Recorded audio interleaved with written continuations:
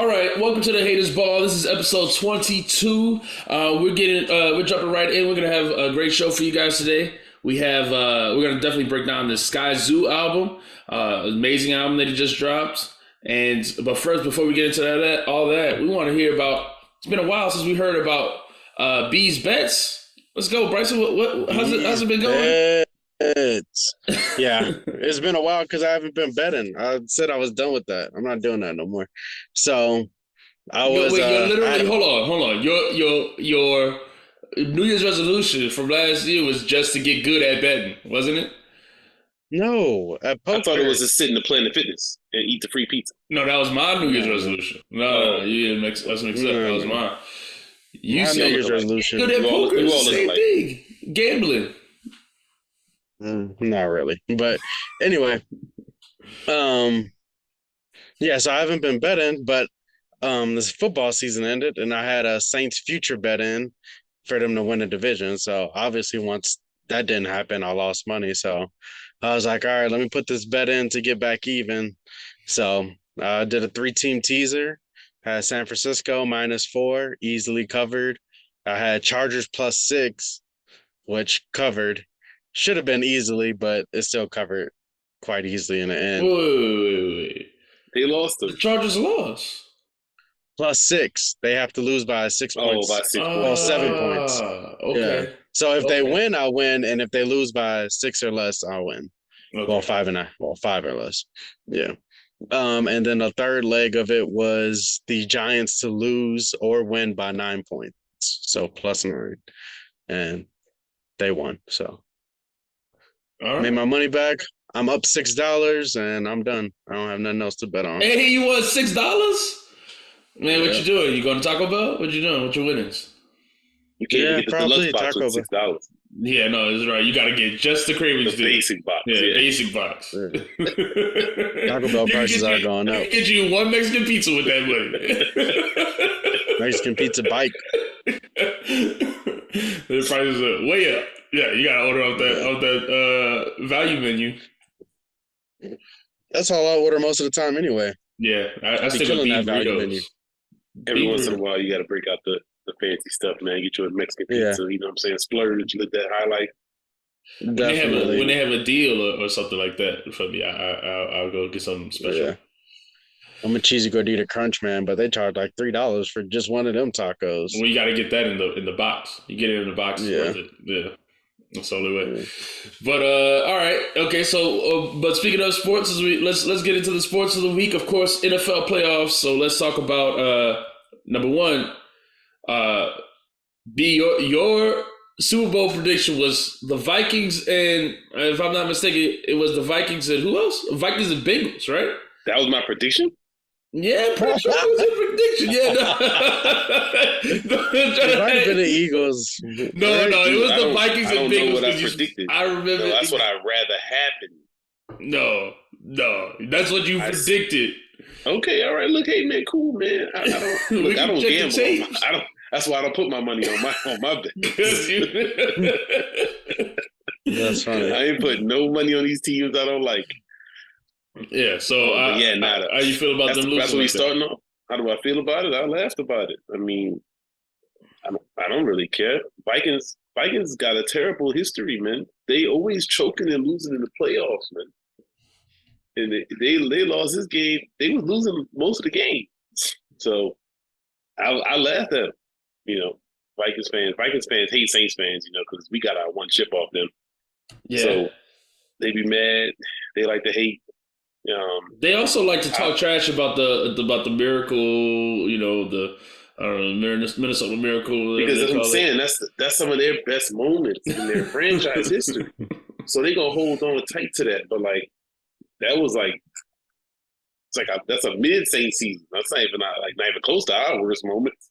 Yeah. So we just be like, all right, well, y'all can have that, dude. You know, It is one of the low moments. It is a low moment right there. Where would you rank that in the worst Saints moments? It's not as bad as the game that we got robbed by the refs in the Rams game. It's not as definitely bad top as- 5 though. No, Yes. I don't think so. Worst Saints Peacequake? moments? Peacequake Number is 2. worse. Beastquake is worse. Beastquake is The worse. Rams Yeah, game that is- is worse. That And Rams that's game is about it worse for me. for you. Nah. Wait. Talk about playoff law. Don't tell me Yeah, about a regular no, season Okay, we well, loss. talk about first of all, playoff we losses. talking about what playoff losses? The Saints barely ever be in the playoffs. So Exactly. what are we talking about? And we always lose Yeah, terribly. in we the got first robbed by the place. refs twice, and then we got and then the Minnesota Miracle. So those are and then the Beastquake and what's the one we lost to the 49ers? That was worse. That For was sure. worse too. So They was Beast Day. yeah, so those are probably our top 5 worst moments right there. So, Yeah. but all right, No, man, that's not the worst moments, man. I'm telling y'all. What are worse? I've been a Saints fan much longer than y'all, man. Y'all, Okay. y'all were little children, man. Y'all don't know about the times when the Saints was like division winners and got washed in the first round. What, like 5 times when I was a kid or something like that? Oh yeah, because our When he first used to ever playoff win was with Aaron Brooks, right? Yeah. Yeah. Like y'all forget about that those times. Y'all forget about that. What about that River City relay? When we was about to go, when we lost that game to the Jaguars, that was worse. That wasn't a playoff game. It still was worse. Yeah, I still take that as worse. Like I said, man, they got a lot of bad moments in Saints history, man. So all right. being a Saints fan is not easy, man.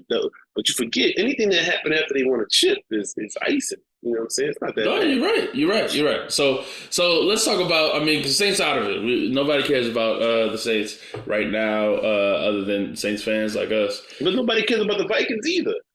Well, I mean, they just lost. People do care. They just lost. This is Look, news man, today. It's news We today. got a lot of some of our early views off of the Vikings and hating on them before the season. We You're said right. that team was going to be trash, and Yeah. it was good. They was good, man. They won a bunch of close games, and then they came 11 and to 0. sucked the fat one in the playoffs. You know what I'm saying? Yeah. Well, I want to talk about one thing that we did call, and one franchise probably had one of their worst moments as well, and we called that the Chargers all in the beginning of the year, right before the season started, there were so many analysts putting the Chargers as the number one. They'd be the number one seed in their division. A lot of people were saying. Some people said that they would be the Super Bowl favorites. They look so good. They're going to be great. All this stuff, yada yada. And we talked about it, and I think their over-under was 10 wins, and they got 10 wins exactly. But we talked about them and how overrated they would be all preseason. And they came out there and just folded, man. Never seen it. This is one of the worst folding choke jobs I've ever seen in an NFL game. For sure. I don't know, man. That was bad. Oh man, my lighting got crazy. That was Yeah, I was about bad. to say, why are you a witness protection, man? No, it just like all of a sudden went dark. I don't know. That was crazy. But that was terrible. Yeah, super bad. And because the first half they just blew them out. Like it wasn't even close. Pick It was sixes, 27-0. everything. But honestly, it kind of reminds me of 4 picks first quarter. Patrick Mahomes versus the Texans. Remember that year when they won the Super Bowl? Like the Texans was going crazy in the first half. They were destroying Patty Mahomes, and then everything just Was it flipped the switch. 27-0 though? It might have been close, but I don't know. I got hate. That's hate for Justin as the quarterback and the coach right there. Because Coach need to be fired. it don't matter how bad your OC is. If you're supposed to be that tier of quarterback, you got to be able to get more than 3 points in the second half. You got to fire this coach. Oh yeah. Oh, the coach got to be fired. Right now. Coach got to be Coach fired. for sure. Herbert being overrated. Everybody's all year been saying he was like top 3 quarterback, and man, not he didn't look like it that game. Never in the clutch. I never seen nothing from Herbert that made me think, oh, this guy's that guy. And You don't win close games. The team, they team sucks, man. I got no love for them. After they moved from San Diego, abandoned their real fans, moved to LA so they could be a second-class citizen, sitting in somebody else's stadium. That shit's pathetic. And now you come out there and choke. Boy, if I lived in LA, I definitely wouldn't be rooting for them boys. I would never show my face in no Chargers gear. And they got nice colors and stuff, man. Their uniforms should be fly, but I wouldn't want with that. That's like That's dog poo uniforms. Yeah, That shit's nasty. I'm clowning anybody I see in some Chargers gear. I can't even hate on them because they always suck too. Like I got more hate for these Vikings, man. We gotta give them this a stupid ass skull. You trash dudes is at home with that trash BS. Y'all lost at home to the Giants. I can't stand the say these Vikings. They need to catch that more hate. Like the Chargers is trash, but who cares about the Chargers? They second class citizens in their own city. When nobody like the Rams, people who like them. So how you a second class citizen in a city that don't even love the first class team? That's true. Like, man, Chargers pathetic, bro. They need to fire their coach right now.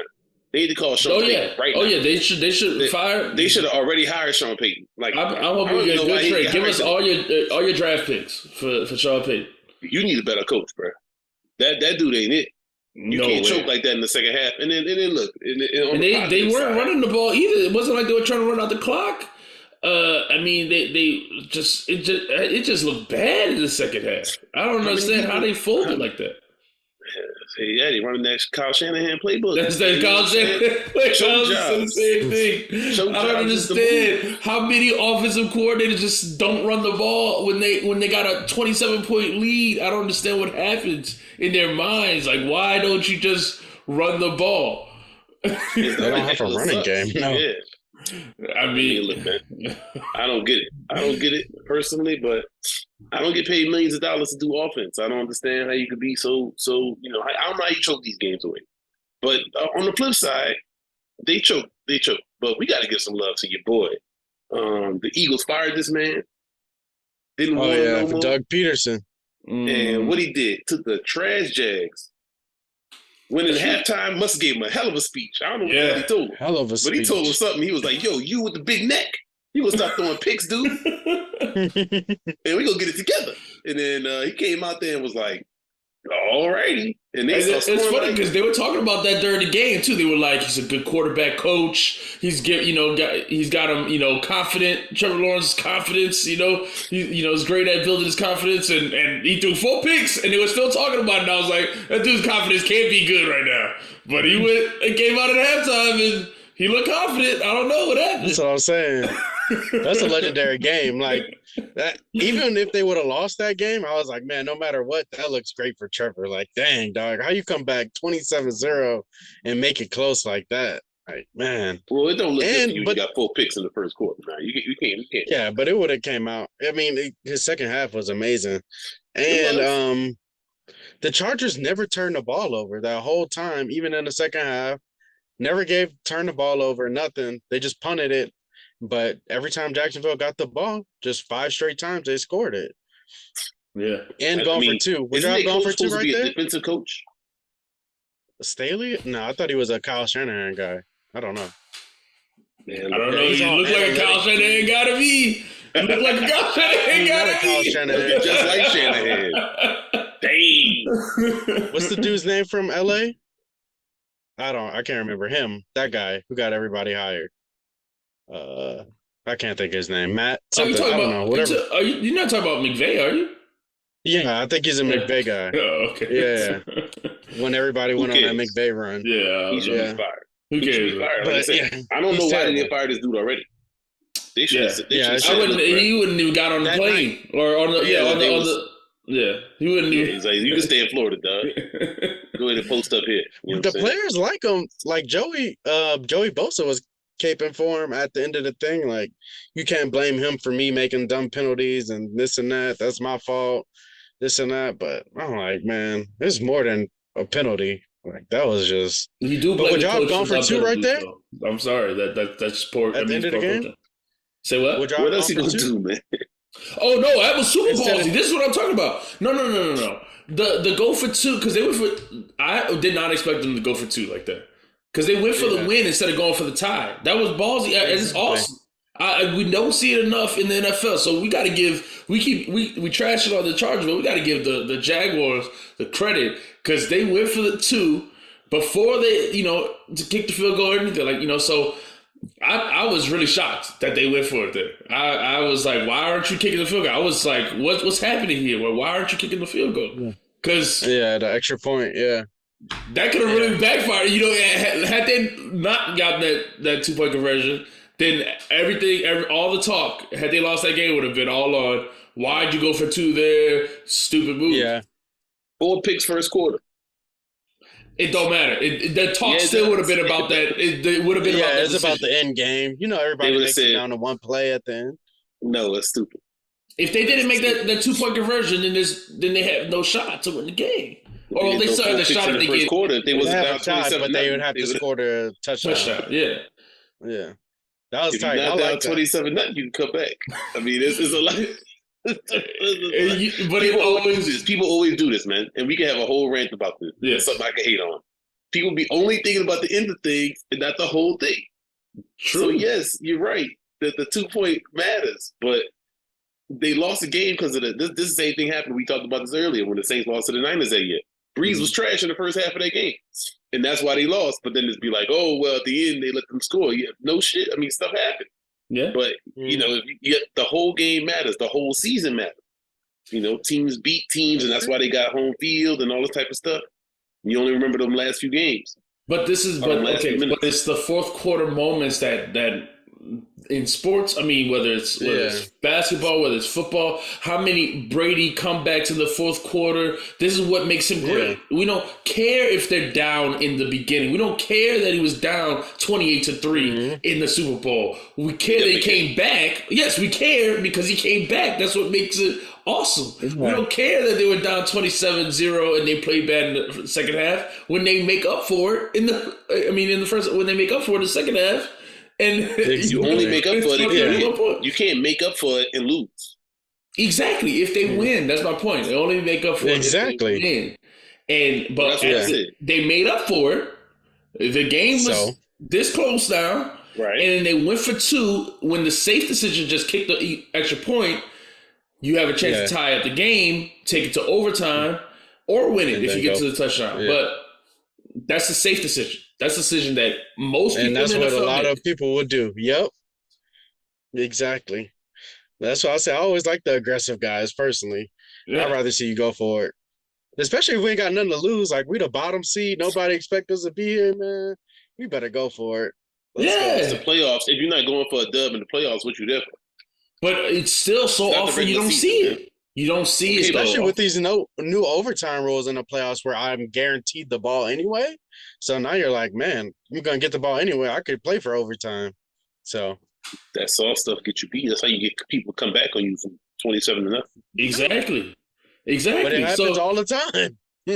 So when you see it does, well, no, it's happened multiple times. This game, no, hold on. This year, game winning drive is because a lot of people are being scared about how they're playing the game. And this year, there were several of these huge comebacks. It happened to the Colts. It happened to the Falcons this year. It happened to who else? Who else got a big comeback? I mean, I consider that Saints meltdown against the Bucks, a trash comeback too. Where they scored was trash team. But all trash teams. You're right. All of these are trash teams. But it happens enough.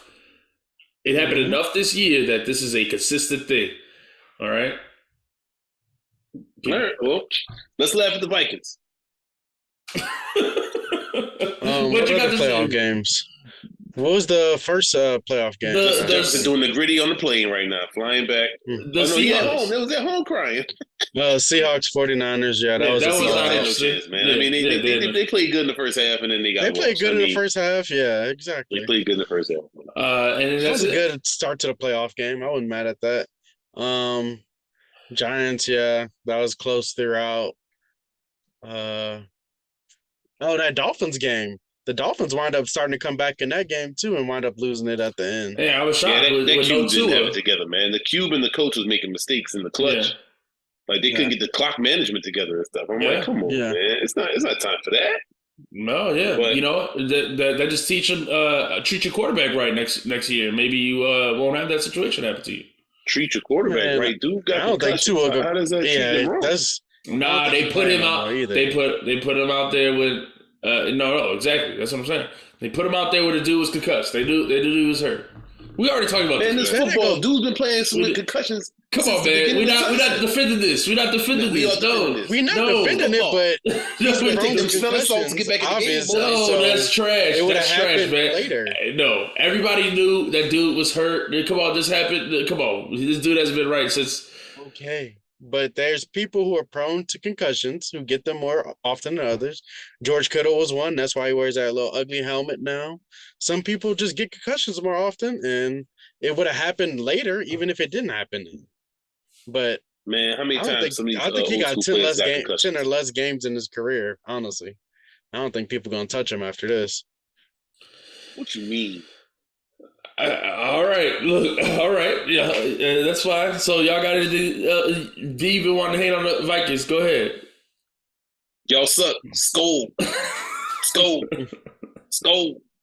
Now you at home, just like the Saints, just like every other trash team in the league.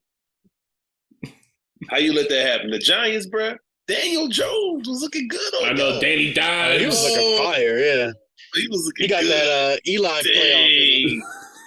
Fatty Davo rolled out there afterwards with fat swag. You know what I'm saying? He walked out there like what's his name for Good Times? You know what I'm saying? That dude, I'm not Good Times. Good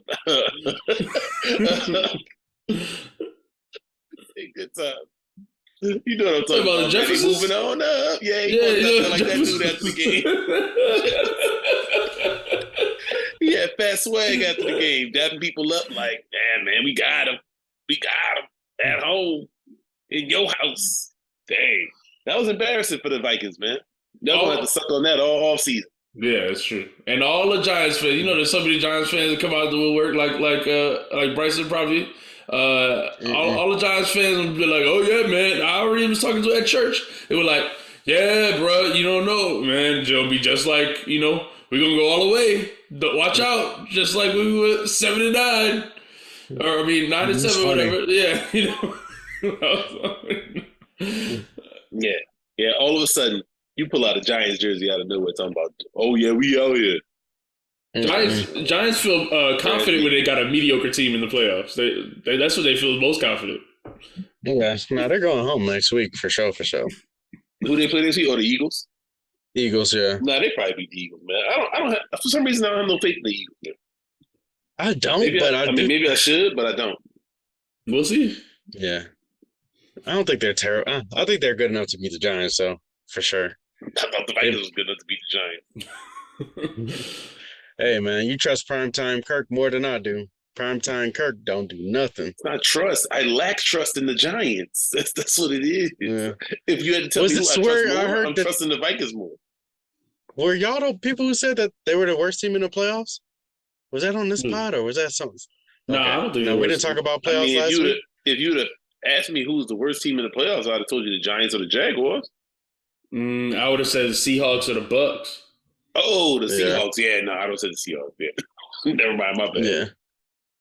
Okay, never mind. All right. All right. Football now?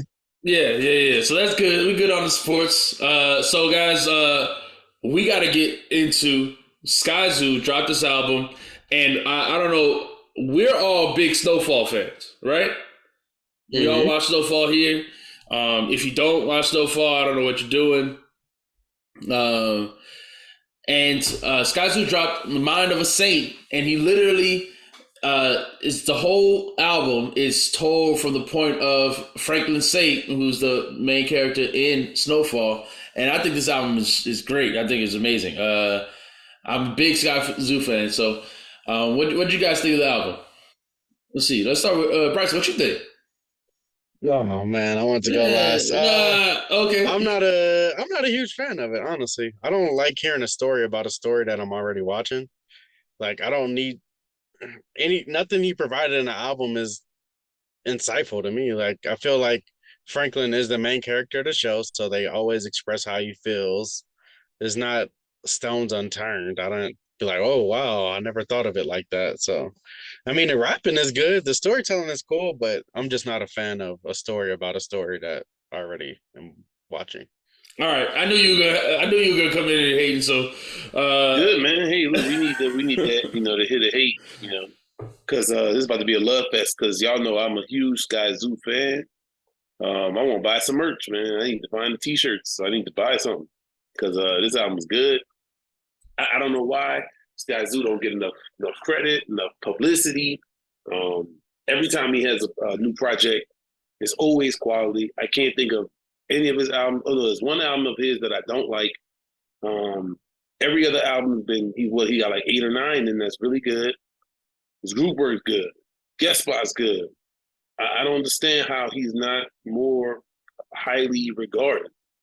And so he has all kinds of different creative projects. This one is a cool, different way to think about it. I mean, just focusing on this particular project, it's all about the snowfall.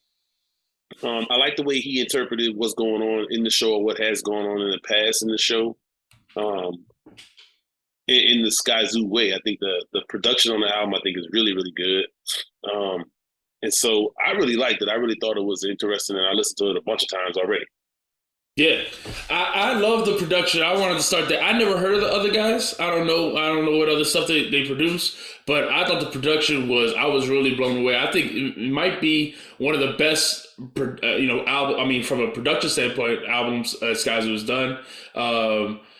Because I just thought like all of the jazzy sounds and stuff, like there was, when I was listening to in my headphones and stuff, there's all these different sounds. It'd be like layered, horns come in and then, like drop off and then like the beat will drop and all this stuff was happening with the music. I felt like throughout the whole thing that was interesting, usually I feel like, most times you hear an album is just going to be a steady loop. And then, Skyzoo, I'm just listening to Skyzoo do his thing because I never really feel like he never has like, I never really feel like the beat is the standout in his albums. I feel like it's him, that's the standout, if that makes sense. Not to say it doesn't have dope beats, but I mean, I can't think of like a song of Skyzoo's that I'm just like, where I just love it because of the beat, not because of him. You know what I mean? But in this album, I really just like I said, the music of it, like I said, I felt like was a great compliment to him. Skyzoo could do a lot of like these things, he use a lot of homonyms and sometimes he says like, a line, and it sounds like he's saying the same line almost like, 3-4 times in a row. But he's like switched it up in really subtle ways, and his lyricism was really on point. And I just thought it was really cool. The production just really well with it. Really complimented everything he was doing. And I disagree with you, Bryson. With you're not liking the story within the story. I thought this concept was super dope. I thought in a TV show you see characters talking to each other. You don't often see what's going on in the character's mind. And I feel like that's what he's, talking about, what's going on in the character's mind or what they're feeling, their emotions. And especially the parts where he's talking about Kev, and, having to, kill Kev and everything. I thought all of that was really powerful. I loved all that stuff. I think specifically the standout part of the album when the Straight Drop, mm-hmm. I love that beat. And then to 100 to 1 is he's talking about Kev in that whole song. I love that song. And then Bodies, like that, those 3 songs, my favorite 3 songs. So when it hit, those 3, I was just like, oh man, this album. Yeah, but I love how it starts, man. Views from the Valley, Eminent Domain, Panthers and Powder. Yeah. Like these songs are super dope. And the thing that's to me is additionally creative about it is from the mind of Franklin Saint, that soliloquy aspect that he says. So he's not talking, it's Franklin that's talking. So, and I don't know if you saw the video. For the Straight Drop? Yeah, where he dressed like Franklin or whatever. Yeah. And so it's like, I was like, yo, this is super dope, man. I was really impressed. I mean, this would probably be like my 3rd or 4th favorite Skyzoo project. So I think this is really good. I just don't see how this dude to me just never misses. I don't know. I don't understand how this is not heralded. I looked online, man, before we started recording. This album came out on Friday. I see it on a couple lists of stuff that's like, hey, albums that came out. I don't see no reviews. I don't see people on it. I don't understand. I saw Sky posted that like it was at the top of iTunes purchases or something. So props to him, man, because I love to see him to win because I don't understand how he's not. When people start making lists of lyricists and different people that's out here, first of all, Skyzoo discography is amazing. I could go through each one of his albums, man. I mean, the only one I could say I really don't like is Music for My Friends. And see, I don't think that's a miss. I knew that was the one you were gonna say. I don't think that's a miss. I really like. There's some songs on that I really like "Money Makes Us Happy" and like there's some songs that I really like from that album. But that's what I'm saying. But to me, that's his weakest album. So even if that's his weakest album, I mean, he got the album Milestones about being a father. He got the Barrel Brothers album with Torre is amazing. He got Live from the Tape Deck. He got In Celebration of Us. Yeah, that's one of my favorites. He got the one with Apollo Brown, Easy Truth. This dude's discography is sick. I don't understand it, man. I think like a couple of those albums are like near flawless to me. Easy Truth is amazing, man. Even going all the way back to the mixtapes with the Cloud9, 3 Day High, or whatever it's called. I mean, just the work you do with Premiere, and I just don't. Like I said, man, dude is all over the place. I really don't understand how Sky is not getting all the credit, all the love. So this week our podcast ain't much, but man, you deserve all the credit, man. I feel like this is a good one, man. Yeah, I was like I said, I'm with you. I'm disappointed in the lack. I mean, okay, so to be fair, we're recording on Sunday. And I know a lot of times people maybe get their reviews out a little bit later, but for some, when a lot of the top end artists drop, they have their review is out the same day. There's people, got the same day reviews. They got reviews the next day or Sunday. And I really expected to see, there's a lot of different like hip hop, podcasts and different stuff that I listen to. I expect to hear them talk about, haven't yet, and maybe they still can in the next week, but I'm shocked at the lack of coverage, especially because even like I'm on Reddit, right, all the time. And so on Hip Hop Heads, the post for this album only had like, 100 upvotes or something like that. And then there's all this other stuff that I don't even know what's going on. Not that much came out this week. This is the only real good hip hop album. So to me, this should be the only news. I still keep seeing other people post all this other stuff, and it gets more, more news than this. And I can't believe it. This album is amazing to me. I just love the concept. Like I said, I can't press on that enough. I love the concept. And I really felt like, I mean, even like the song like Brick by Brick is such a dope song. I mean, I just feel like he captures the voice of Franklin so well, and just goes through the emotions of whether it's killing your friend or whether it's seeing your girlfriend get hooked on crack, or whether it's all of it. Like, it's just so good to me. So good to me. I agree with you. It was good, but like I said, I don't know. A story about a story. The song where you talked about Kevin a bunch, I love. That was great to me. I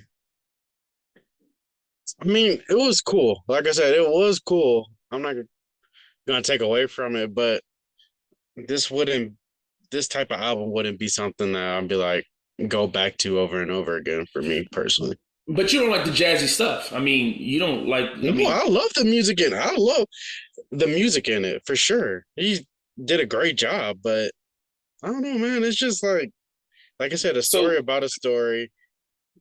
And I'm falling out of love with Snowfall as a show. Snowfall had a bad last season. I agree with you. I agree with you in that regard. But my question for you is, because I would like to know, because to me, and this, like I said, goes to what I was talking about before. With I don't really understand why Sky doesn't connect with more people.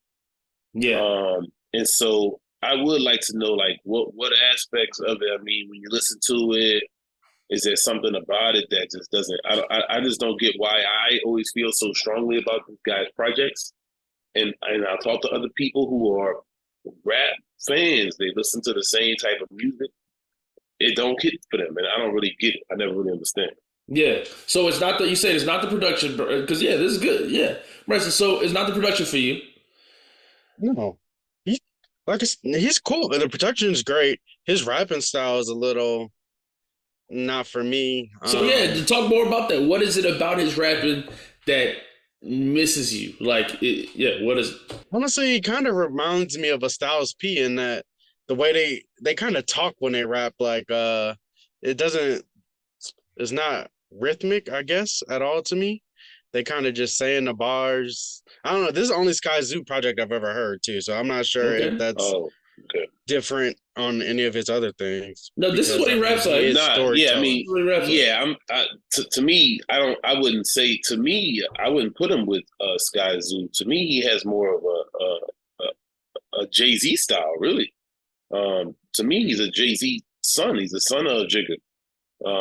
He put out So I'm the yeah, right, you know, right. the I mean, old right. Teresa The old Without, which Teresa is a Without, right. great project. So that's why I'm surprised. Like I said, even so-called New York stands and things like that won't be feeling them, and I just don't really.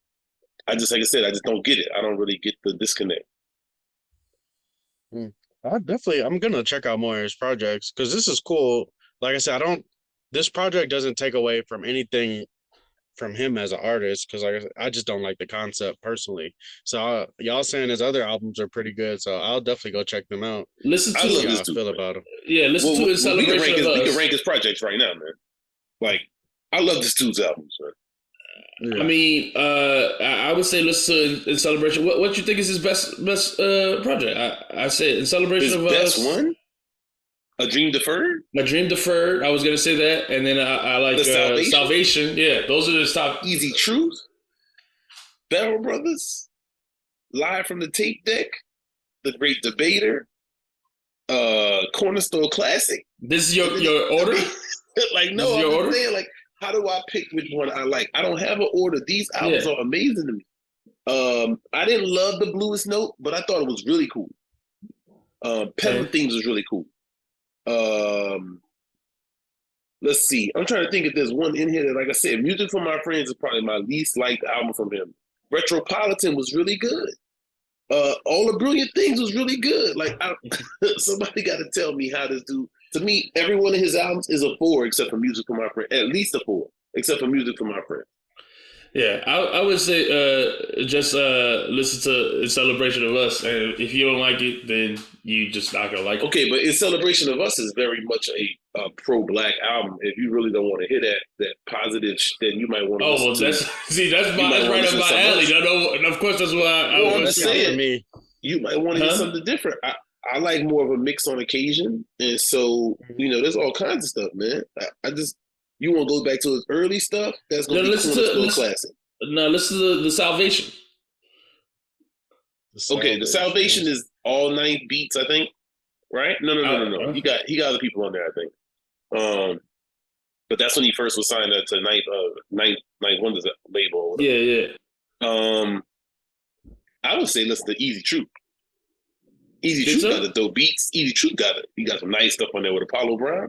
He's got some of my favorites on there. On Easy Truth, you got the one with Stretch and Bob show, the Stretch and Bobito show. Yeah. That was super cool. You got Basquiat on the draw. You got a couple dollars. I'm trying to think of some of the Care Package, one of my favorite songs. The Flyest Essence. You got some really, really dope songs on there. So I might check out the Easy Truth. That might be my favorite one recently. All right.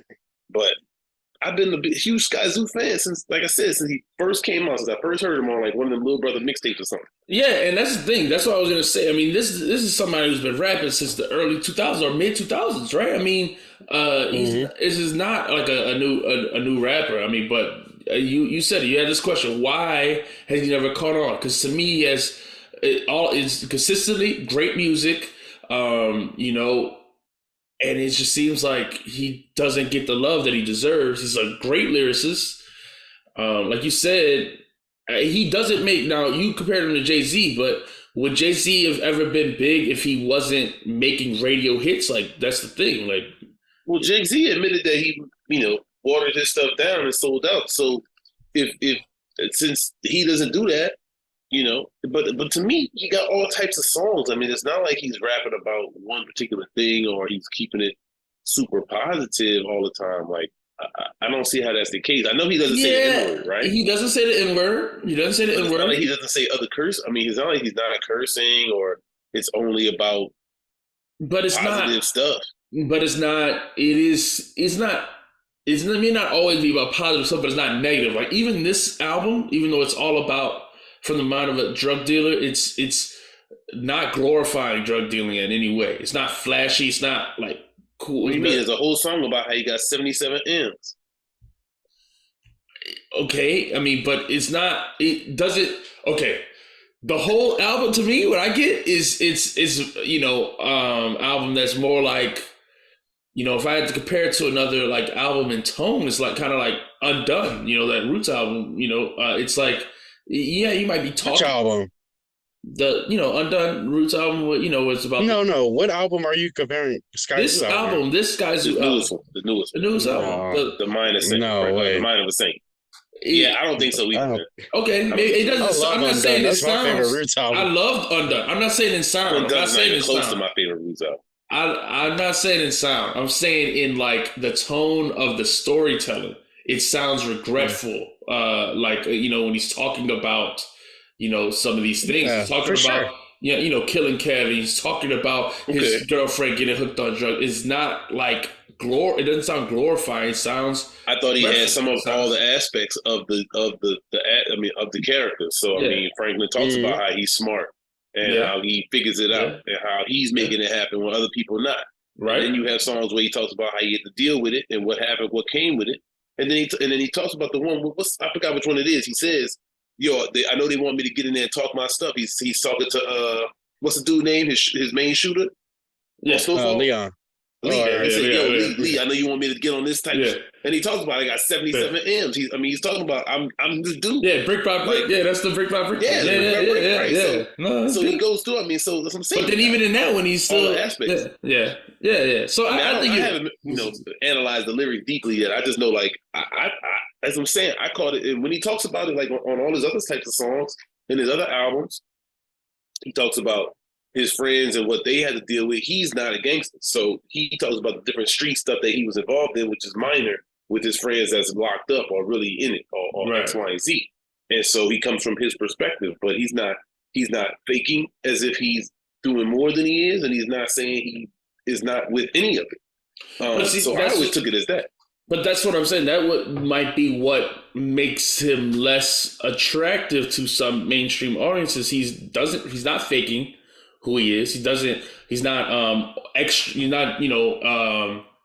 using hyperbole or making it sound like he's harder than he is, or he doesn't go for any sort of radio type of hits. He's not, it's not, he doesn't go have any poppy sounding records. It's like, what is it that would attract him to the mainstream? Like, because I was thinking about it today. And oftentimes when you hear his lyrics, you sometimes you got to listen to something a few times before you even catch what he's saying sometimes. Well, I mean, that's true. He got complex lines. He got complex bars. But I was thinking about it. He always has hooks. He's not like, I listen to tons of Griselda. Yeah. And, that's no hook, no chorus, nothing. Sky pretty much always has a chorus. Always. So it's not a thing where he's making songs in the structure that would be off-putting. Because I get it. If you don't like, you want to hear a hook and things like that, I get why you wouldn't maybe like a Griselda and different things like that when, Conway and Benny just be rapping. Freddie Gibbs just be rapping. Yeah. He don't always have hooks, So I'm surprised that, like I said, another reason why I was like, why doesn't this dude have more of that type of success when he gives you all that stuff. He gives you the 16s and the verses and the hooks and different things like that you might be looking for. Yeah, and I also think I mean we mentioned he was signed with Ninth. Even when he was running with the Justice League and Little Brother and stuff like that, they never blew up. So why would he? No, none of Ninth's artists ever really blew up, did they? I mean, Rhapsody is, I guess, the closest one. And did she really blow up? Like, I mean, look, man, really? I think Skyzoo makes way better music than Rhapsody. So I like Rhapsody. Nah, we not. You can't hate on Rhapsody, man. Rhapsody is the best female rapper right now. Best woman rapper right If now. you say so, man. Look, I came here to hate, so and we've been doing too much loving, so I got hate, Okay. in my heart. But I don't want to disparage Rhapsody, man, right now at least. Yeah, I just don't. I don't know about the. I never understand the popularity stuff. I never understand what's popular. I never understand why certain things are, when they're popular, why they're popular at that time instead of other times, or who likes what. So I'm the wrong person to ask, man. I'm sitting around. I got a Dragon Ball Z shirt on, man. So I don't know nothing about what's popular and what's not. You know what I'm saying? I like Frieza. People don't like Frieza. I like Frieza. Yeah. Well, that's why I was asking Bryce. Like what it was. I mean, because you saying you like the music. You saying that you would listen to another one of his albums, but you also said that you didn't really like this album. So what is it? I mean, yeah, I would love to know if you had some Like insight. I said, just a concept. I just don't want to hear a story about a story. I'm watching it. I see Snowfall. I comprehend everything that Franklin has gone through. I can see it. I already am empathetic. I can, like, I don't, nothing he provided is, I'm like, oh, I didn't think about it like that. Like, I don't know. I thought there were several things that there were several things that I thought he had a spin on it that I didn't think about at all, like that way. And I don't think you would enjoy this if you didn't see the show. Yeah, I guess that's true too. Well, no, I think you could enjoy it if you never saw the show. I think it'd be better if I did it. But nah, I think a lot of the stuff that he's saying is like, oh, I get what he's saying. Yeah. Like, I get it because I know the show. But if you don't know the show like that, because I know I'm gonna listen to it again and I'm gonna hear something and I'm like, I didn't think about that part or something like that. It did make me want to rewatch the show, some of these scenes too, especially the one the clip from Bodies. You just listed all the. I hate that episode. God, that's why I definitely didn't want to hear it in the song. I hate that scene so much. But it sounded hard when he was, I don't know, man. So he needed a Man Boy song on there. Yeah, he needed more of a song about your boy Man Boy or whatever. He did have him on there, didn't he? Yeah, a part about Man Boy at least. Yeah, I think he did, but he talked about people that he killed and why and things like that. But I thought he needed more of a part where he like talked about an adversarial position with him or something like that, or. It sounded more focused on earlier seasons. Nah, it went up to. No, that's not true. Yeah. Because he talked about his girl. He was talking about how he should be, how his other girl should be with what's her name, Trevor Lee, or something like that. Yeah. Terrible name.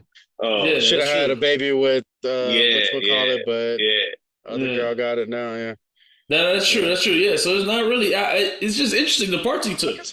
I think he just I felt like he took the most emotional parts of his life and did it. He probably had some, cutting room floor stuff too. I don't know. Maybe certain ones that he didn't be good enough and just didn't put them on there with him. I mean, it's a lot of stuff. It's 6 seasons of the show? 5 seasons of the show?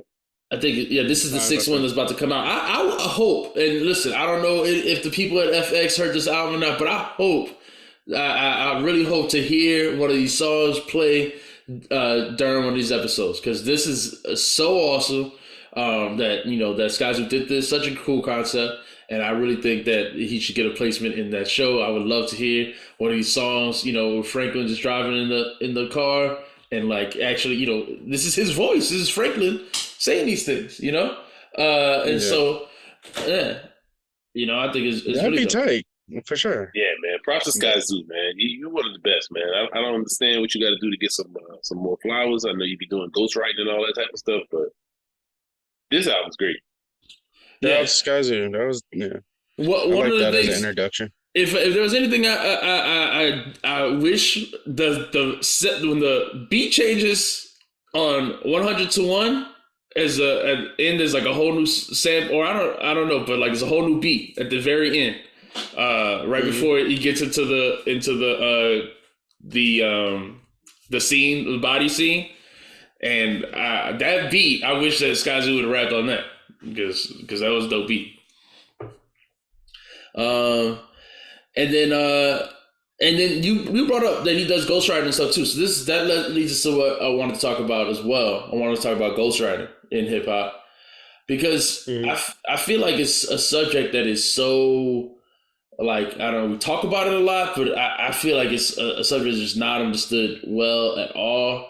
I know I was watching one of the recent episodes of According to Hip Hop, and they were talking about their top 50 list, and they were talking about Kanye, and they were talking about where to put him, and there are people saying, he's got ghostwriters, and should he be on the list or not? And I just feel like, man, people, I just feel like it's just so it's not transparent, just what ghostwriting is in hip hop. And so I know I watched a video with Skyzoo talking about it with Talib Kweli, talking about ghostwriting, and he was saying how it's like he said, like, these are his two careers. He's got 1A, 1B, these two streams of revenue. He ghostwrites a lot. And I can hear it because he talked about how he tailor makes his ghostwriter records. He says, like, hey, if you tell me you want your record to, want me to write to a trap beat, and you want it to sound like this, and you want to talk about this, this, and this, and you want me to say the N word, like, even I don't, like, he said, I can write it in your voice. And I feel like this album proves that, if anything, because he writes this album in Franklin's voice. I definitely could believe he did similar things in other albums. He's got like the Theo versus JJ. Yeah, I was about to say Theo versus JJ. And I feel like he's really good at writing in other people's voices. Yeah. And this just shows, like, man, some of these writers are so talented. If they wrote somebody else's rhymes, you wouldn't even know. Like, you just wouldn't know. And that's the definition of a ghostwriter, is like they don't get writing credits. They just wrote somebody else's rhymes. They got paid for it, and you don't know it. Like, that's the point. That's ghost. That's the whole ghost part of the ghostwriter. Yeah. For sure. I just feel like, because whenever we start talking about ghostwriters, people automatically go to the credits. Like, that's what they were doing on According to Hip Hop. They're like, oh, let me check the credits. And ghostwriters don't get credit. Exactly. Like, that's the point, right? Isn't that the whole concept? A lot of times the writers in the credits be stuff like samples and things like that. Yeah. A ghostwriter is not putting their name on the credit. That's the whole point. Only in hip hop though, because in R&B and stuff, their writers get credits. That's not a ghostwriter. That's a writer. Not a ghostwriter. Yeah. Yeah. Because it doesn't matter in R&B. No one's criticizing you in R&B if you can't write a song. Well, I still think it happens. Ghostwriting happens in R&B too, because sure, but it's not the same thing as far as the respect level that's applied to it. Right. I was listening to when Joel Ortiz and Crooked Eye were on Math Hoffa's podcast. Joel was talking about ghostwriting. He was like, I write, he was like, I've written things you don't know what I've written. And Math Hoffa was like, like rap or R&B. He was like all of it, And then they asked him, like, what records have you written? And he says, I can't tell you that, And I feel like the ghostwriting stuff we only hear about the ones where the people talk, and it's usually like out of some, like disgruntled, situation where somebody talks, or somebody, like, I don't know, somebody gets a hold of a reference track, but not even a reference track. If you're just a ghostwriter, you might just, you just in the studio writing with them, not a reference track, like it's not always like that. So some of these ghostwriters want careers though, and for them to get that respect, they have to say, I'm not new to this. I'm true to this. I've written for your favorites. I wrote some of your favorite songs, this and that. No, because once you... I get that, but you can't say the specific song. Once you are outed, like Quentin Miller, once you're outed, you have no career. If anyone who spots him with anything, it's automatically now your career is ruined. To be an effective ghostwriter, you need to not have anything come out. You need to not talk. Otherwise, you messing up your money. You know. Right. Skyzoo was talking about when he was talking about to Talib. He was saying how when he wanted to get on to ghostwriting, he would meet other ghostwriters, and he said that they didn't want to put him on because most ghostwriters are failed rappers, right? Mm-hmm. They didn't make it. They never got a deal because of whatever, something made them unmarketable in some way, and they didn't want to put him on because they consider Skyzoo a made rapper. Like right. We just talking about how he never gets mainstream acclaim, but Skyzoo's level of success is considered made. He can make money off of his craft.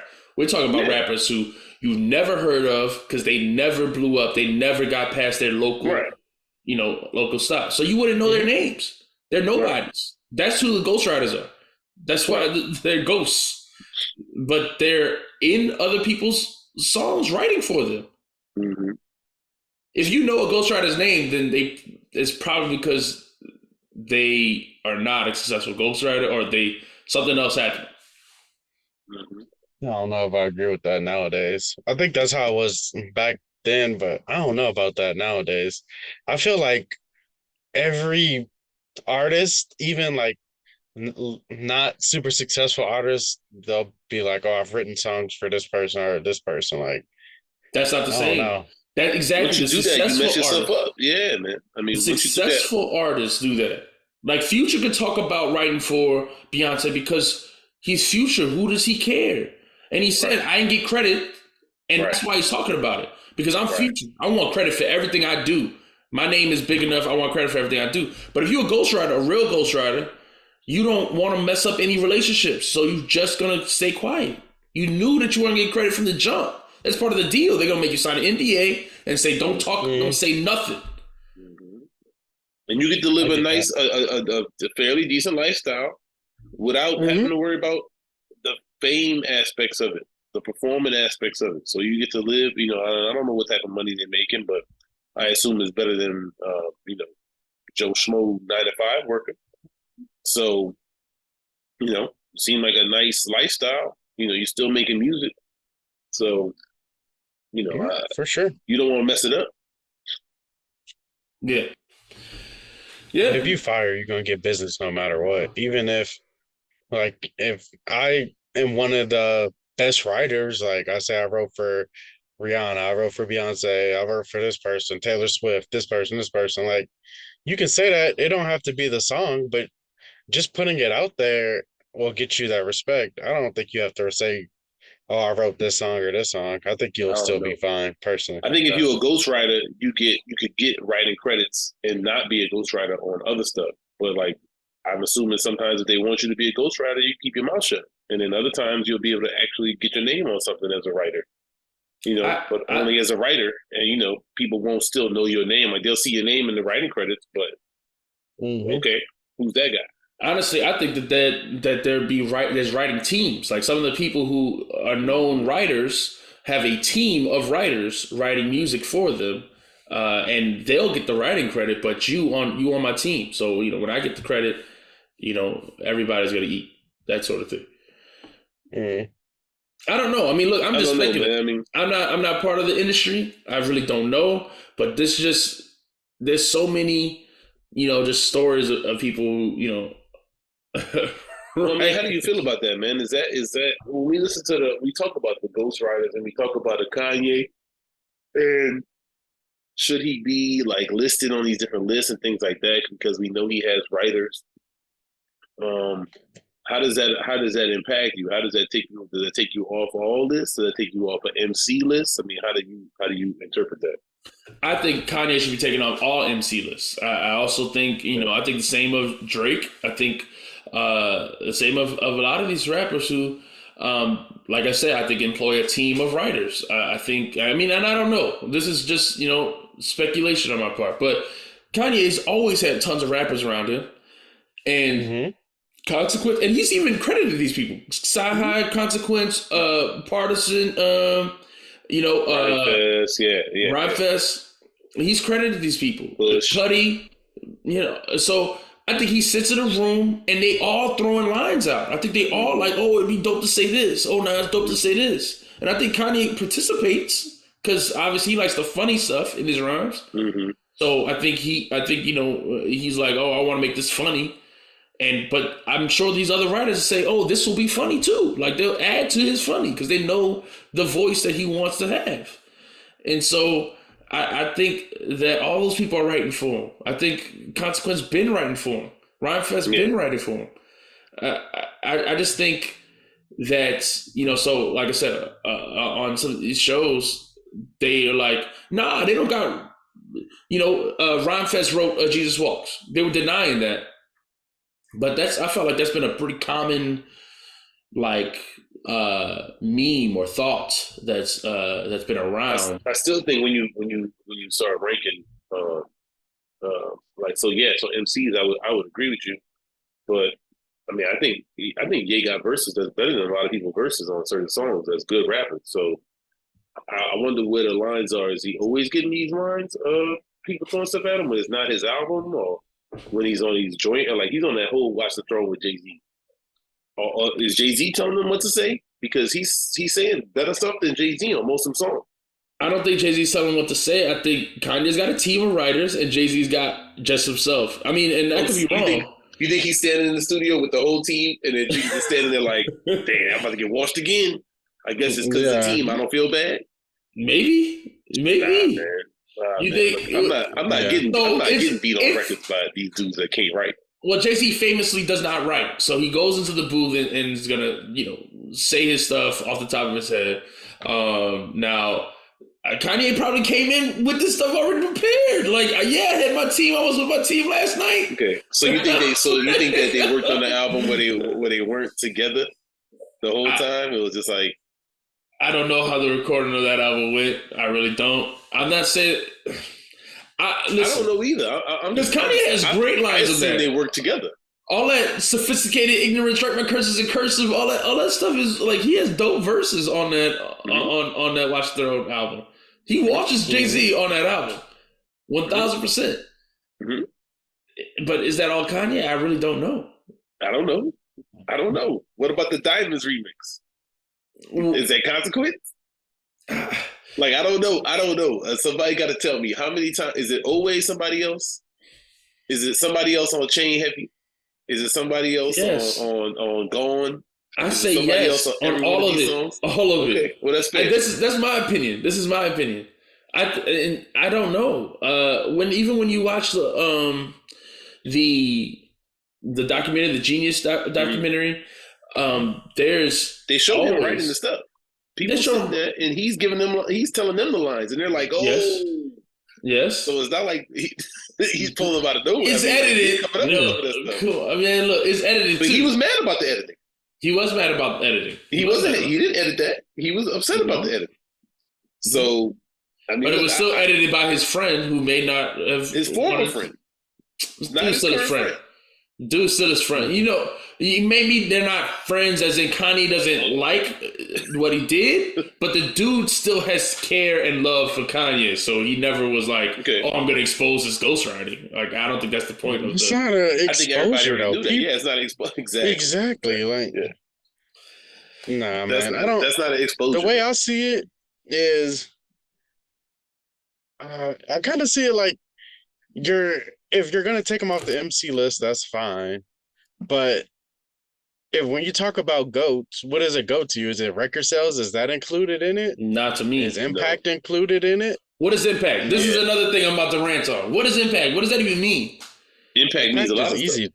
No, I feel like that's super easy to matters, define. Man. Impact matters. When people are writing lists, this is a word that always, I hate these vague words. People always writing lists, and then they, you got two people, relative, equal. They both got good discographies or something like that, and then all of a sudden it'd be like, but this person's impact, I got to put him at the top because the impact. What does it mean? I don't know what that means. You know what the impact means, man. The impact means when it comes out, is the streets bumping it. When you go places, you hear it everywhere you go. Stop the world. That's called That is called marketing. That's not called impact. It's called marketing. It's not all marketing. Man. It's not all marketing. No, it is not at all. Marketing matters. Yeah, marketing matters, but it's not all marketing, man. Because if that was the case, then Jack Harlow would be played out I of was windows just about to all say through the that. street. But no one Just gives a about to shit say because of that. Jack Harlow. Exactly. Okay. They can market him all day. But no, hold on. But you talking about Jack Harlow, the number one most streamed artist of last year. You talking about somebody that's No, he wasn't. I don't That's believe not that. true. I don't even That's believe all that. fake numbers. Those 'Cause numbers. When I go somewhere, nobody listening to. I Nobody ever hear agree. it. I agree. Okay, But so you don't that's know what I'm what talking about. you So don't know he what has people no listen to in their impact. headphones. You don't know what people listen I to do in their know. headphones. You You know what's easy to tell? His touring. Is he selling out arenas? I Is he don't selling know. out stadiums? I don't follow No, the he's dude, but I'm not. sure maybe he is. Maybe he is. Not. I'm I telling don't you, care he's if not. he is. I'm telling you, that's market. That could be marketing as well. But I'm telling you, when you go around and talk to rap fans, I talk to lots of rap fans because all I listen to is rap. I look online, I see Reddit, I see other places. Do you see anybody walking around out here talking about Jack Harlow drop that heat? Hold on Reddit, No. because I'm on Reddit. And when I said on Reddit that this dude was an industry plant, and I don't believe none of his numbers on a post that was at the end of the year. These are the top streaming posts. And I said this list. I don't believe this list. And Jack Harlow's an industry plant. People were down voting me. Boom, boom, boom, boom, boom. What do you mean industry plant? You sound like an idiot. What is an industry plant? How is he an industry plant? You're an idiot. What? All that. That's Reddit is a place that you could measure it, but that's one thing, man. Like I said, I never heard a Jack Harlow song bumping out of anybody's car window. When you go out down the street and you never heard not one of his songs playing out the radio, that tell you he got no impact. I could go out on the street right now, drive down the street, I will hear two Young Boy songs on my way to work. Okay. For sure. Okay. Like, so. Yeah, he got a huge impact. Yeah. That's what I'm saying. So impact, the impact. When you see people walking around with the merch on, that's impact. People is hyped for this dude. They love this man. I agree. Jack Harlow has fans. Like, everybody has some fans. Like, yes, that's what I'm saying. People, you know that. So stuff like merch. I hear you. So merch, definitely hear you.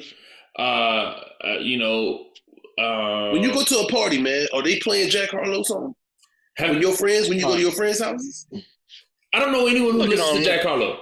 I'm looking at these lists. I don't see this dude nowhere on here. I don't know how you got. What are you talking about? Or Jack Harlow, the on this most Spotify thing? I don't see most streamed of 2022. Yeah, the top 5 artists of 2022: Bad Bunny, Taylor Swift, Drake, The Weeknd, BTS, and all of them have huge impact. Yeah, impact is real, man. You know it. You go somewhere, they play it. You hear it everywhere. You go to the exactly. People are talking about it. People stop their car, open their car up, and they playing that shit. Like, you hear it, man. Yeah. So I know it's weird. Like, it is hard to quantify it properly. But he has the 5th most streamed song in the U.S. That First Class song, which was hugely marketed. That's one song though. That's a song. He can hit a song, but ain't nobody listening to be honest. You heard that First Class song. They were playing that one everywhere. That song is everywhere. It sampled the Fergie First Class. I don't know what that is. What is First Class? Man, you gotta play it. You definitely heard First Class before. No, I don't. I'm telling you, I never heard this song in my life. I don't believe that. That's fine. Look, man. Hey, you can say whatever you say, but I'm telling you, I do not know what you're talking about. I don't know. That First Class, Jack Harlow First Class. The original one was everywhere. I don't believe you. That was how it go? That was before iPods and all of that. So So tell me how it go. First Class. I mean, I'm not about to sing it, but if it's so popular, you would easily be able to sing it though. I can easily sing it. It's playing in my head right now, but I'm not about to sing it. I don't know. Me singing it isn't gonna bring the memory to you. I don't know what the Jack Harlow song. I don't know. Yeah, I don't know at all. But I'm just saying, the dude don't have no impact. They can stick him in all the movies and remakes they want. They can put him on commercials with Kawhi Leonard all they want. Dude have no impact. So I don't buy it. I don't care what his numbers say. That's Atlantic or whatever record label he on streaming or pumping them numbers up, paying YouTube to stick some extra zeros behind the numbers.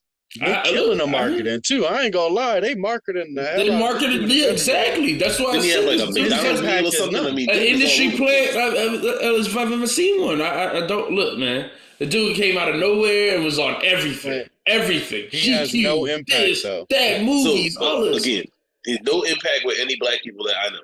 Yes, I agree. I agree. So black people are the minority, though. So I don't know. Okay, but if other one people person listen in to your it. friend group I would don't be know. listening to this dude if he Yeah. had impact. That's what I'm telling you. Like, you could think right now. Like, people always say, "Oh, Eminem numbers is inflated," but you know a friend or two that really listen be to bumping Eminem. Eminem. Yes, for sure. So for sure. you know Yes. when certain albums come out, some of you go to somebody's house, they talk about the album, they listen to the album, they bumping the album, they laughing about it, or they talking about it. So I ain't no way I never heard nobody talking about no Jack Harlow. Okay, so then you would say Jack Harlow has no impact. Is that what? Very little. Okay, all right. Very Then little. I'm cool with that. Then if that's fine. So then who is somebody who has impact that we talked about? You said NBA YoungBoy. I mean, yeah, YoungBoy got impact for sure. Yeah. Okay. Now so, I think it's with younger people, but I think he has a certain age demo on lock. So I don't even remember how we got to this impact discussion when we were talking about. We were talking about top 5. I'm asking you. I asked you which your GOAT does like impact matter. Oh, yeah. Okay, all right. So when we're talking about something like, all right, so then we would say Kanye has the biggest impact. Kanye has the biggest impact. Of any artist ever, of any hip hop artist ever. Yeah, okay, I agree with that. I mean, yeah, everybody knows Kanye. He's got everything. Yeah. So that's fine. But again, he's not an MC. I think he's disqualified for the MC list. So okay, but artist goes, he got to be number 1 or top 5. If I'm picking artists, he's a top 5 artist for sure. Yeah, so it's like this. It's like, okay, and that's fine because I'm cool with that. Like, obviously, everybody don't have bars and hooks. So certain people have better things than others. So we can have different lists and different things like that. But to me, like when people try to diminish like what Ye did when his run was peaking, it was out there. You know what I'm saying? Yeah, I still just hate like the impact thing because so much of what people listen to and stuff like that again is marketing. We just talking about how great Skyzoo's albums are, but he doesn't get play. He was never signed to a major label like that. He was never marketed like that. I was listening to I remember during the pandemic, like Lupe was talking about how. Him and his record label, First and 15th, put Kick Push on the radio. They got Kick Push on the radio. And then after they got on the radio, how his record company actually made them stop playing it on the radio, and then that they could go to the Philippines, find the person who he sampled from, buy the record from them so they could own the record. And then they started getting played on the record when they would get money off it. So all this other stuff. My point is just that, like, it's that simple to get something played or not played. These record labels do play games and they could put money behind something. They could take it away. That's different, man. There's different things going on. Yeah. Different stuff going on there. So when you hear the song, the impact is a thing. Like when Bryson listened to the songs, it didn't get him. It didn't hit him. So that the songs give you the impact. Yes, they can put it in your ear. They can play it 1,000,000 times. If it's not hitting you like that, it's not gonna hit. Like this Jack Harlow song you talking about, he said it's everywhere, and I never heard it. No, I might have heard it at a public. You heard it. That's the issue. See, you just don't listen. You block it out. The impact was low. But that's the impact was low. That's what I'm saying. The impact is low. When I'm in the store and I hear Stronger come on, I'm like, oh, that's a Kanye song that I don't even love, but it hits you. I ain't never heard that type of that's different than what other people were doing at that time or whatever. So there's other ones like that. And that's why he's, so successful in his own way, because he came out. I mean, he was the main dude, like proud to be a nerd and all that type of crap. So, I mean, I think that part is overblown. A lot of people give him an impact for the proud to be I think all that is overblown. He said himself he was just trying to use the backpack. Well, he used it effectively. I mean, it worked for him. Yeah. It wasn't working for other people. Exactly. But that's what similar aesthetic. Well, that's what I'm saying. Like, I don't think he was the first one. Not like like rapping about, not rapping about drugs or something like that. You know what I mean? I just don't Of course understand. he wasn't, what people though. I mean by never that. say it wasn't the first But he's one. the What I'm biggest. saying is, when At his the stuff time. hit you, you heard it. It's a different Yes. impact. So that's what I'm saying. It goes with it. Marketing matters. Marketing is going to matter for sales and awards, and probably ticket sales and things like that. But I don't think it matters for ticket sales that much, but nah, man, I think some people. I just looked up the Jack Harlow thing. Even just because you're popular, they'll go.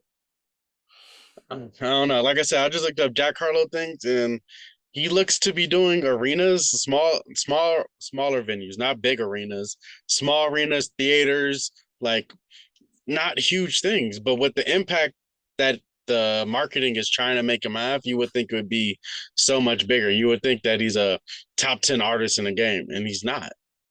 Well, yeah, well, that's what I'm saying. That's marketing. I mean, that make you think he's bigger. That's what I'm saying. So I don't think marketing directly transfers to ticket sales, tour date sales, and stuff like it's that. the same. But this is just the beginning of his career. I mean, stuff.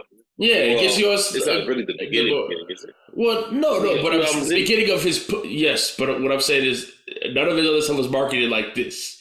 So this is the beginning. Now, when you see him in movies, and then when he comes out with his next album, people gonna be that much more, maybe checking him out more, and there's still gonna be more pushing. He might get bigger. That's what I'm saying. I think he's on a down. Like I think You think he's at his already peak? peaked. You think he's peaked? Yeah, I think he peaked already. All right, I love it. That would make my day. I love it if he's peaked. That's why I love Twitter so much, because Twitter used to always tell me the impact. Like, I remember when the album came out, I was still on Twitter, and then it came out, and everybody on Twitter was like, "This is trash. Like, I don't understand how this got marketed so much. Like, no one was giving it good reviews once it came out." I mean, people said it was like a Drake clone, Drake like music and stuff like that. But people love Drake, so they said Drake wrote that whole album. Right. That's an example of ghostwriting if he did, But yeah, that's what I'm saying. But clones don't always work. That don't mean nothing. So that's how I'm like, your impact matters. That's why I say impact matters, man. Okay. People out of there. So when you're ranking MCs, you got impact does matter. I really don't know. Again, still, to me, all that matters. Okay, so my thing is, so impact is just the number of people it hit. Is that because it just matters, man. Like, you remember the time numbers, or no, you remember the people that took over, man. Like, took over a time, took over an area, took over. That's still numbers. That's still numbers. It's not really numbers, man. Like numbers come with it. Numbers will come with it, right? Yeah. But like, when 50 dropped, his first album, Get Rich or Die Trying. So it's not really his first album or whatever. But when that came out, it was huge. When his subsequent albums came out, it goes way down, because the thing that he had, it was watered down. It wasn't the same on the other one. So he had that one shot. But is that not still hold on? That's still marketing. He was with Dre. He was co-signed by Eminem, the biggest rapper in the world. Mm-hmm. He's produced by the biggest producer in the world. That's marketing. And the songs had impact. He's on Interscope, the biggest label in the world. But he was on Interscope when he had the next album, and it wasn't as big, and the songs didn't hit, and he didn't have the impact. I'm pretty sure he still did crazy numbers. I'm pretty sure he still went crazy. I'm sure he did. When you're coming off the biggest album, people gonna check it just because you're coming off the biggest album. I mean, and then after that, it's like, oh, that's just weak. Okay, well, we're gonna pass on because we're not gonna. And that's what I'm saying. But he also had G Unit with them. Nobody on G Unit sold. Well, the game did, but that was a different situation. But the other Tony Ayo and whatever his name is. They terrible. Yeah. They couldn't sell anything else. So the G Unit albums, the G Unit albums did well. Their individual albums did not. So, exactly, and all of those people were standing right there with 50, who was standing right there next to all of these people. Plenty of people love Lloyd Banks. Plenty of people love Lloyd Banks. They're not individually. I don't think they're bad rappers. It's just for whatever reason. I mean, I don't know. I don't listen to him anyway. So okay, so then all right, that's fine. Then y'all say impact matters. Cool, impact matters. And then impact and longevity are my two biggest ones when I judge artists. To me, I mean, okay, longevity matters. Basketball for sure, too. But I don't know if I say all that matters to me is level of the bars, and the discography of the artist. That's really Nah, but you got to put but see, longevity goes into that. And then you're right. I agree. Level of bars is high for me, but impact is in there somewhere. I don't know where, but it's in there somewhere. It matters, man. Think about it, man. All the best MCs had big impact, man. Exactly. Every one of them, man. Nah, Skyzoo hasn't had no big impact. Look, man, I love Skyzoo, man. I love Skyzoo, but could I call him an all-time great if none of his stuff ever popped like that? I mean, I don't know. Okay, so like, does Griselda have impact? Yes, man. Okay, yes, so they do. I would agree. Okay, so that's what I'm saying. But they do no numbers. They do no sales numbers. Their streams are tiny compared to a Drake. And you see these dudes, they with all the people. I feel like they're everywhere. I feel like I see them every time I go places. People be like, "Oh, you bumping Griselda?" Like I was at a Wendy's, and the chick was like, "Is that website good?" And that's I was true. like, "That's true." If I'm out wearing if I'm out wearing my Doom shirt, somebody stops me and be like, "Oh, Doom!" Exactly. Doom did no numbers. That's impact. Yeah, that's impact. Okay. That's what I was saying. Impact seems so tangible to me. I feel like you know it right away. Feel it, man. You know the people that the people actually mess with, and then who's like just got these numbers be nonsense, especially today. Yeah. But even your most favorite lyricists who aren't mainstream famous, they have huge impact within hip hop community. Everyone knows them. Well, everyone gives them respect. Like they have impact within the community. So even impact matters then to me. That's what I'm saying. Impact always matters. Yeah, and that doesn't even see. That's an instance where it doesn't matter about their record sales. They just have impact within their community. Yeah, and think about like Black Thought. Like he did that freestyle, and that's exactly what I was going to say. Yeah, he's blew up viral. Yeah, so the impact is there for even any of the best. I mean, when Illmatic came out, people was like, "This guy's a golden child. This touched by God. I never heard nothing like this." You know? Yeah, you're right. You guys right. Yeah, y'all right. Then that's fine. Impact matters when you talk about these lists. Okay, but again, but when we talk about MC lists, anyone who's ghostwriter like Kanye, I think he's got he's admitted to ghostwriters. I don't understand people who try to act like he doesn't have ghostwriters. What about Dr. Dre who got ghostwriters? Hold on, Sci-Hi. His whole claim to fame is being a ghostwriter for Kanye, right? Now see, they go to Sci-Hi hate again. Yes, I got Sci-Hi hate. People mad in the comments. But that's not ghost. I thought you just told me that's not ghostwriting. You don't always get writing credit. He made 2 mixtapes. You're sleeping on Sci-Hi. He's so beast. That one album, No Dope on Sundays. Now this is the thing that people say, and Mike on According to Hip Hop always says that if you wrote such and such, where's your version? If Sci-Hi wrote My Beautiful Dark Twisted Fantasy, where's his My Beautiful Dark? That's how I feel. Where's his anything? That's what. There's his anything. Exactly. It's trash. That's what I'm saying. Because if I had to make a list, and you're discrediting these people for ghostwriters, none of the ghostwriters are good. They can't make their own thing. I don't know if that's true. So okay, not none of them are good. Some of them are good. Okay, all right. We just talking about Skyzoo really is a ghostwriter. We know that people like who else are some people we know ghostwriter? I mean, Joel said that he does it. Who write songs for other people. Yeah, but what I'm saying is, if they have ghostwriters in the studio, I feel like that's kind of like having a great coach, kind of. You're a great player, but you have a great coach to add to it, and now y'all make 100% on the song, right? It's kind of the same. You're right. A producer's supposed to be the coach. Yeah. But if I'm saying if I'm that's kind of like not shooting the free throws and saying I shot the free throws. Like that's not really the same thing. It doesn't really work 1-to-1. You know what I mean? Like we saw Jordan do the dunks. He didn't jump up and then some other dude ran up and did the windmill part. And then you're like, wait, what? No. So it's that's not how it works, man. Yeah. So I just don't claim for rap. It's a competitive sport, and the people that's good, they spit, and people that's making music in a hip hop style, great for them. Kanye, whoever else, great for them. But as far as being a top MC, you're not gonna get that respect in the culture. You might get it as far as sales, money, but in the culture, you don't get that type of respect. Now, Kanye's music's so good though, people respect him anyway. You're like, it don't matter, Kanye. I mean, like I said, with Drake, Dr. Dre, he made all these beats, but they said he be stealing all kinds of beats. All kinds of people produced them beats for him. Yeah. Mhm. Yeah. No, and I think that's worse. I mean, honestly, I think that's worse. If you I feel like all producers have a team of producers, though. Okay, but Especially the bigger ones now. Right, Alchemist, maybe I heard that he had ghost producers too. So I've heard that people said that these people have ghost producers. I don't know how that works when I can sit down. Producing, I'm pretty sure Madlib is producing the beats himself. He said he make it on an iPad. How you had 2-3 people on one iPad?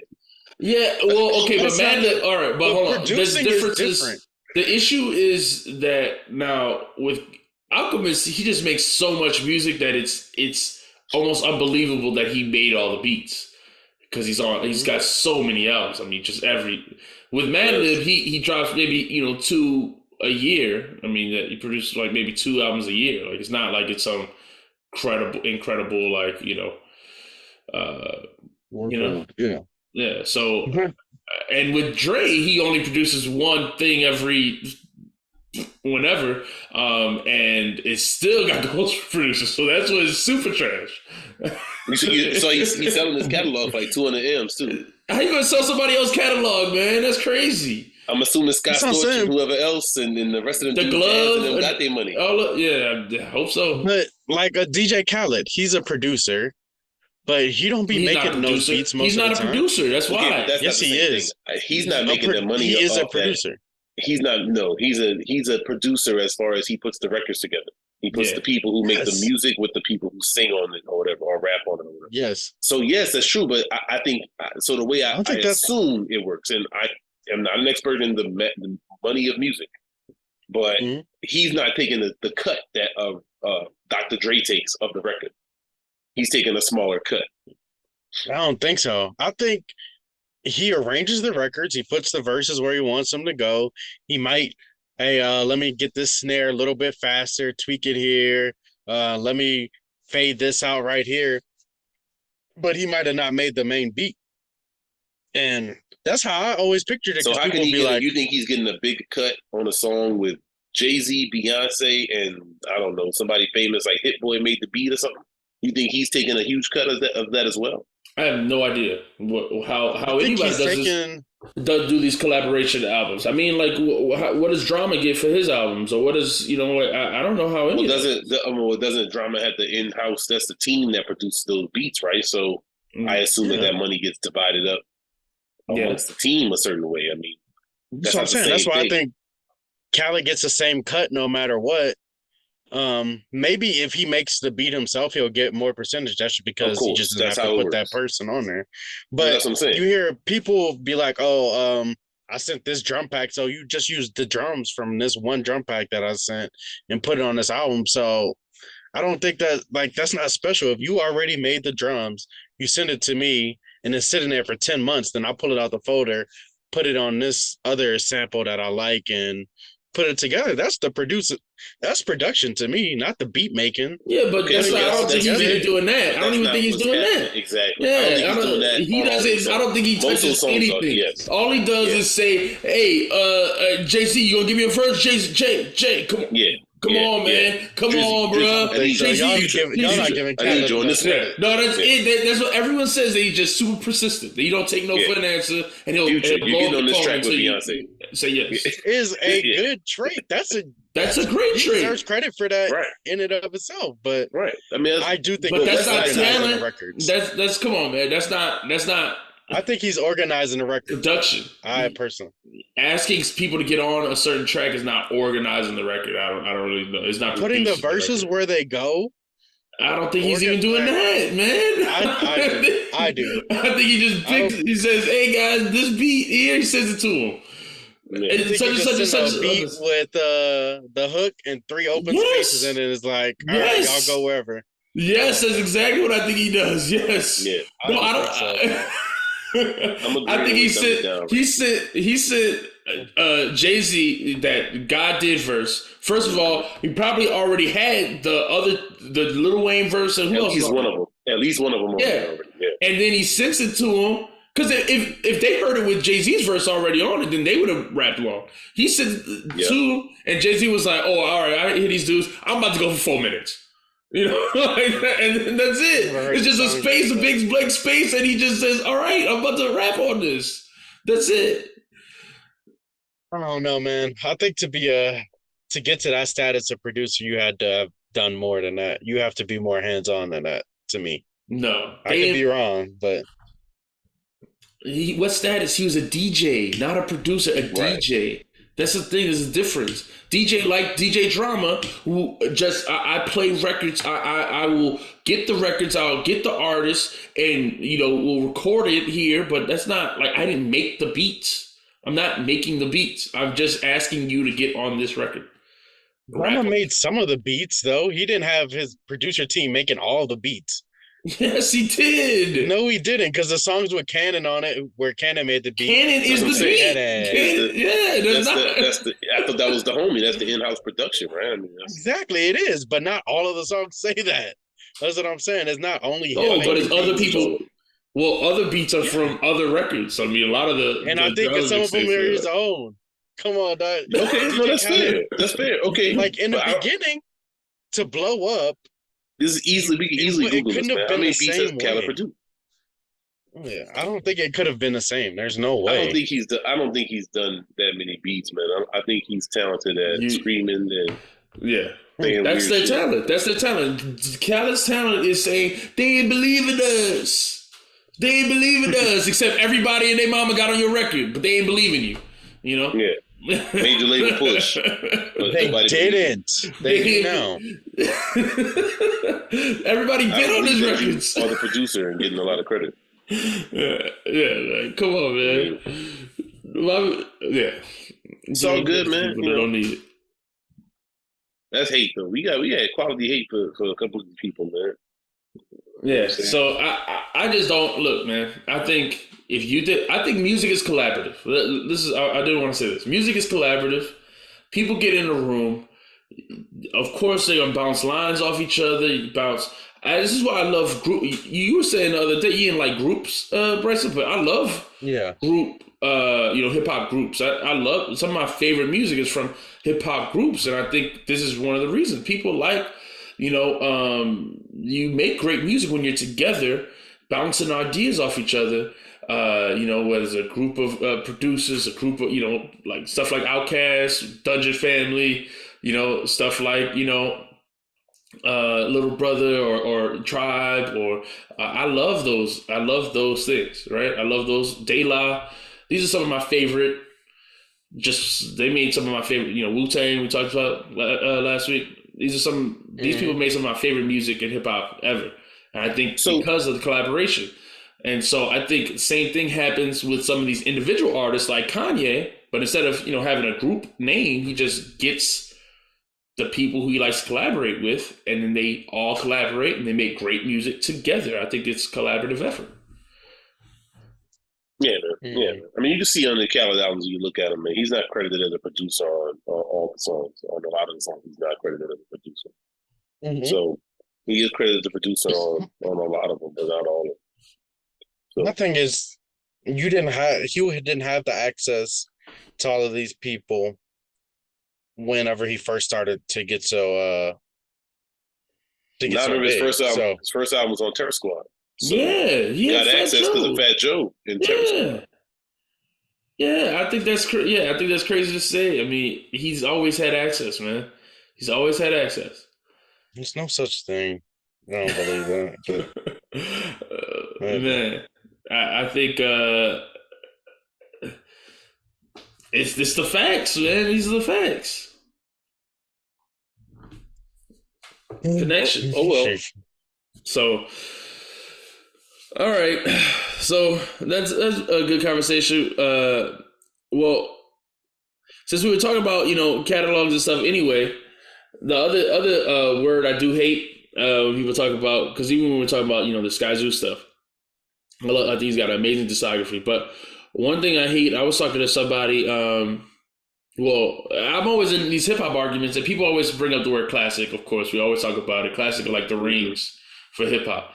But we've talked about this before. But I'm getting sick of this word because it seems like there's just no definition for a classic anymore.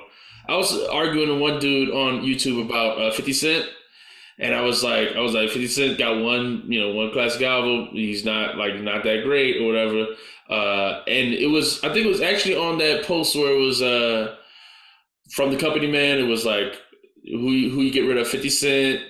It was 50 Cent, T.I., Lil Wayne, or it was somebody else, right? I forgot who else it was, but I was like, 50 Cent, you got to get rid of 50 Cent. And then the person was like, "Oh, 50 Cent got multiple classics. I never heard anyone say Lil Wayne had a classic. I never heard of anyone say T.I. has a classic." And I'm just like, man, this Where's word. he from? I don't know where he's from, man. I don't care. Well, I mean, classics is different everywhere too, man. But that's what I'm saying. How we have classics different in different places? That don't make sense. Well, no. Well, hold on now, because hip hop used to be way more regional than it is now. So, stuff that was classic in New Orleans, you play it at, like, I always watch the Pelicans game, right? Mm-hmm. And they play a bunch of the stuff that they played when I was in middle school. Like, they play those songs when the commercial breaks and stuff like that. And everybody in the arena jump up and be like, "Oh, that's my shit right here." So that's you telling me Chopper's Down don't get played everywhere? It's not nationwide? No, definitely not. No. So, exactly. When Chopper Style come on, because I saw him at one of the games, they was like, "And here's New Orleans' own Chopper," and he came out, and everybody was like, "Oh, man, that dude they don't do that nowhere else." They're not doing that they might not even do that in Texas, man. They definitely ain't doing that in California. So there's a lot of regionality to hip hop, man. I mean, remember back in the day, you had to be the best dude in your hood, then you had to be the best dude in your city, and then you took over your city, then you might get a big deal and be on TV and stuff like that. Like, you had to be the number one guy. So, it was always like that. People know songs and have affinity for albums that was specifically for certain regions and things like that. Like, Outkast is gonna be, I'm assuming, way more loved in the South than everywhere, than in Minnesota. Well, of course, I love Outkast as well, but I mean, New York dudes love 50. You hate Mobb Deep. New York dudes will kill you for saying some of the stuff you say about Mobb Deep. Hey, you trying to out me? You trying to out me right here alive, man? Nah. Let me tell you something, man. Look, bro. You be talking bad about they'll strangle you with their Timbs. Listen, Havin can't rap. His beats are overrated. Havin's beats are overrated. His production's overrated. It's all sound the same. See? Dilla's better. Q-Tip's better for that. Yeah, he's overrated. I mean, yeah. And Prodigy's overrated, man. Come on, man. I mean, I love Prodigy, man. I love Prodigy. I'm a big Prodigy fan. I mean, I'm not the biggest Mobb Deep fan. I don't have them ranked as the highest group and stuff like that, but I'm not gonna sit up there and hate on Prodigy either, man. I would say he got a couples. They got him and the group got about 2-3 classics. So now other people say they got 4, 5, 6. So again, it's hard to get rid of it. Like, we can say perfect album, Hell on Earth, and that's it. I mean, HNIC. Got to put HNIC in there. I love HNIC. All right. Okay. See what I'm saying? See what I'm saying? When HNIC came out, it was a big deal. I'll have to go back and listen to it. I'll go back and listen to it. I just think, look, man. Keep It Thorough, boy. When Keep It Thorough came out. Oh, yeah. I love that song. Okay, well, that's on HNIC. So you listen to that whole album. They got a song with BG on there. It's just for the content that he's talking about, it's not. No, really I think. Okay, well, that might be, and that's fair, right? Everybody has different feelings about stuff, but he's kind of like a Scarface, I guess. Kind of like it's street life, and it's like not always positive. Like it's a lot of it is, struggles of the street life. Scarface. I mean, Scarface gets a little deeper with it, but I mean, Prodigy does have a lot of the. He has like I said, a lot of the emotion and pitfalls and things like that. I love, like I said, I love Prodigy, man. So I don't want to hate on Prodigy, man. I don't want to hate. Rest in peace. Nah, you was hating on Prodigy, man. I don't want to hate on. I don't want to hate on him. And you trashed it, man. I don't want to hate on Prodigy. I'm telling you, I don't want to hate. That's why I don't look. Rest in peace. I just don't understand. If I'm ranking groups, Mobb Deep don't fall in my top 5. Maybe not my top. I don't know, man. I want to say not It even would my probably top be 10. in the edge of my top 5 or 6, something like that. Somewhere around there, they'd probably be for me. But I mean, again, it also matters what age you are, right?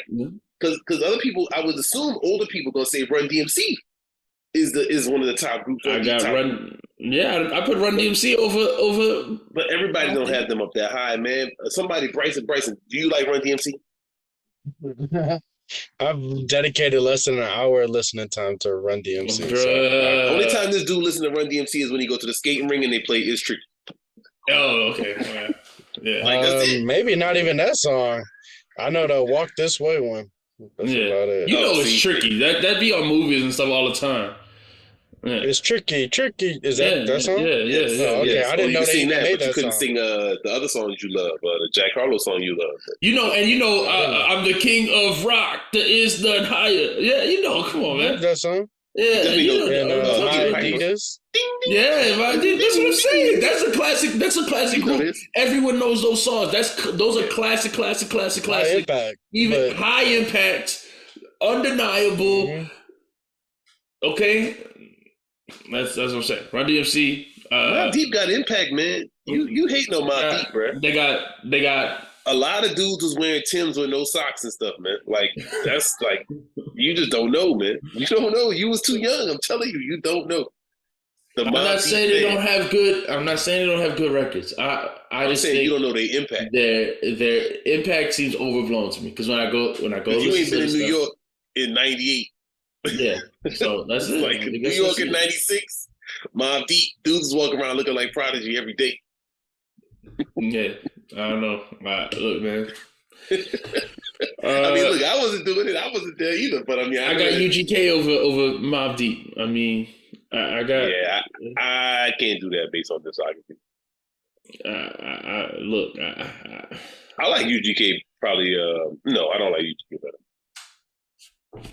The Infamous is up there, man.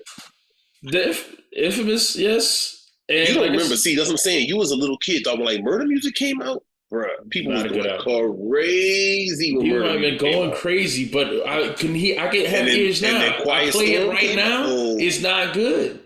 I play it right now. It's not good. I hear what you're saying, but that's because it was following up the Infamous. That's what I'm trying to tell you. Like a lot of the stuff you had to be there, and hip hop is meant to be played at the party with the people in a live environment. Well, so this is where to me the definition of classic. See, I don't need all of that. If somebody tells me listen to this classic Marvin Gaye record or something like that, I don't need all of that. I don't need the context. I can go put my ears right now work, and that music sounds classic to me. But that's the definition of classic. Is that it should just be, no matter what time period, you should be able to hit play and it should sound good. That's classic. To me, that's what the definition is. That's a fair definition.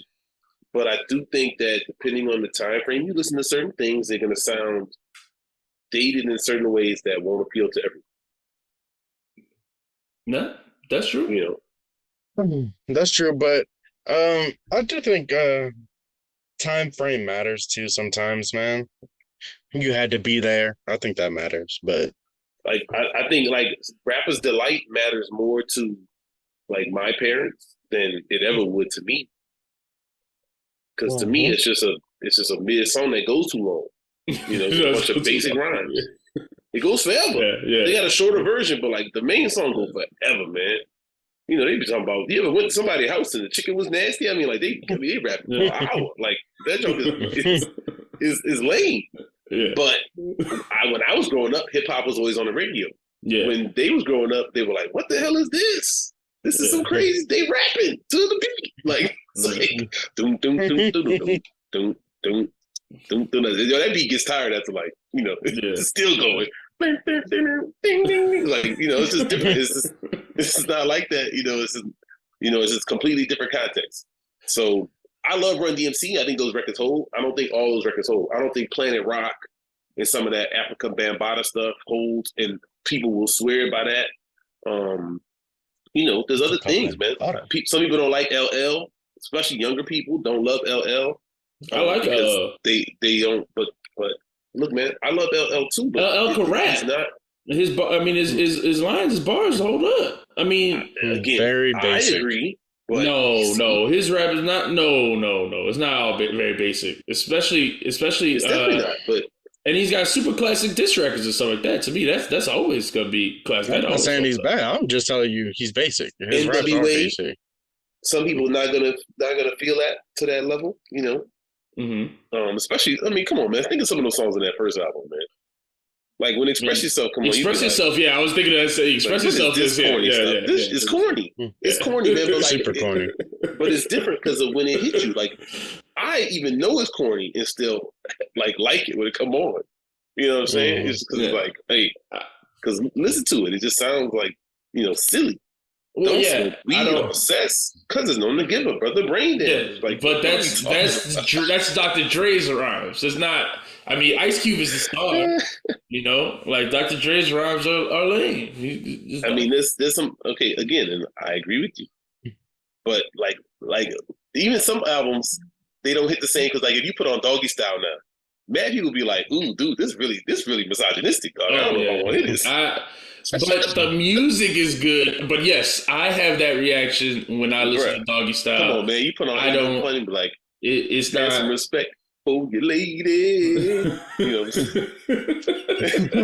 Like opened up your gap. Like, come on, man. Like that's come on, dog. Some of that stuff is just not gonna hit. You're not gonna like it. If a kid born today, if I try to put that on in 5 years and say, "Hey, son, check this album out. This is Doggy Style." But the music, that beat, that beat, all that is great, regardless of what. That's not true. No, it is, but it might not hit if all of it can't come together for you in your mind. Yeah, at a different time. You don't think the beats on Doggy Style are dope? No, the beats could be fire, but the rhymes, if you can't get past that, then what does it matter? So you don't think Nate Dogg is dope? I'm not saying me. I don't mind any of those lyrics because I understand the context in which they were used. But people nowadays will not be able to think about my that. kids, man. Think about my kids, man. In 5 years, you try to say, yo, let's check out some hip hop classics. 12-year-old. But this is 2030. I'm not. See, my thing is, hip hop doesn't have to be judged for content. There's tons of content. I don't like when people judge music for content because I can separate those two things. I do. I like listening to music that has content that I enjoy, but I can listen to something even if it has content that I completely disagree with. I can listen to it and say this is a dope beat or those rhymes are dope.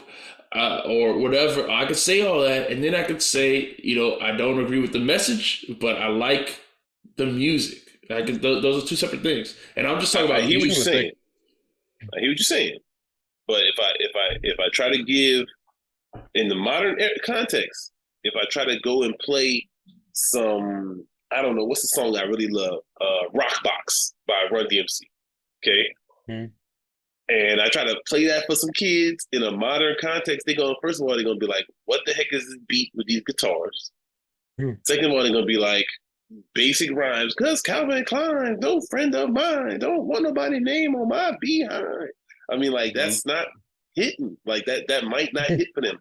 I could be up there like... Well, that's the issue with old school hip hop. It's just all in rhymes, and they don't have no internal rhyme schemes, and that's what we talk about. They're not lyricists, so that's a different thing. That's what I'm saying. Nowadays, NBA Youngboy, but the songs sound like they're made in the modern context, as opposed to people listen to that context beats and stuff, aren't they? I mean, I don't know. Look, I don't know what makes. These kids love the stuff this dude be saying, and his bars is trash. Yes, that's what I'm saying. Raw. Ash. Yeah. So if they will swear this dude can rap. I mean, I'll take Run DMC rhymes over some modern rappers. So. But that's what I'm saying. Of course, we will, man. We old, man. And you are less old. I mean, but you're not the context of the current young person. So it's hard to judge this stuff. Yes. So classics. There's all types of classics. Right. Classics for me might be different for your classics. So then let's end up with this. So I mean, we were talking about how Kanye is the best artist. How many classics do you think he has? I mean, what is that? I think the consensus classics are 3. I think the wider range classics are like 5 to 6. No way. 3. Hold on. 3 seems low. Listen to me. 3 seems low because there's lots of other artists who have three classics. Listen to me. Yeah. I think that everyone would agree, or most people agree, Dropout. The first 3 albums. Late Registration. No, see, I disagree with Graduation. I disagree. Graduation is not a classic. Not a classic. Not a classic. But other people put Graduation in. I don't think My Beautiful Dark Twisted Fantasy is, but people swear by that one. That's the third. Those are the 3 that I would say. That's the 3 I would say. People say 808 is a classic. No. They got people out here talking. Those people love. Dude, first of all, 808 changed the game. Oh, it did change the game. It changed the game. We talking about impact wise, it's classic impact. Okay, well, that's why I hate the word impact. I think it sucks. I do. Many people out here will stab you for talking bad about 808. They got people that swear that T-Lop is fire. They got people that swear that Yeezus is fire. Yeezus is terrible. And yeah, there are people who swear by that one, but Yeezus is terrible. But am I lying? Though people will walk around right to your face and be like, Yeezus is the favorite album I ever heard. Yes. So, I mean, because all right, so we all agree that he's the number one hip hop artist. How many can we agree are actually classic? Bryce, how many classics? Which of his albums do you think is classic? I got College Dropout, Late Registration, My Beautiful Dark Twisted Fantasy. All 3 of those are bona fide classics to me. And when you go back and listen to them, they all sound great to you. Wait, hold on. Say them again. You said College Dropout, Late Registration. Okay. My Beautiful Dark Twisted Fantasy. Okay, so those you don't have Graduation. It's hard for me for Graduation because Graduation has a lot of emotional. It brings a lot of good memories back for me, so I'm kind of biased for that one. But it don't have to.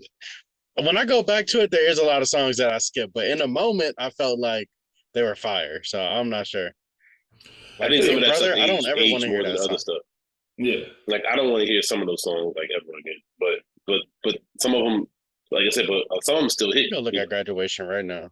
Yeah, man, you can look. I mean, songs like Homecoming and so. I mean, we used to listen to that a lot. I mean, that was when I was in high school, so we used to listen to that a lot. But yeah, not classic. Yeah.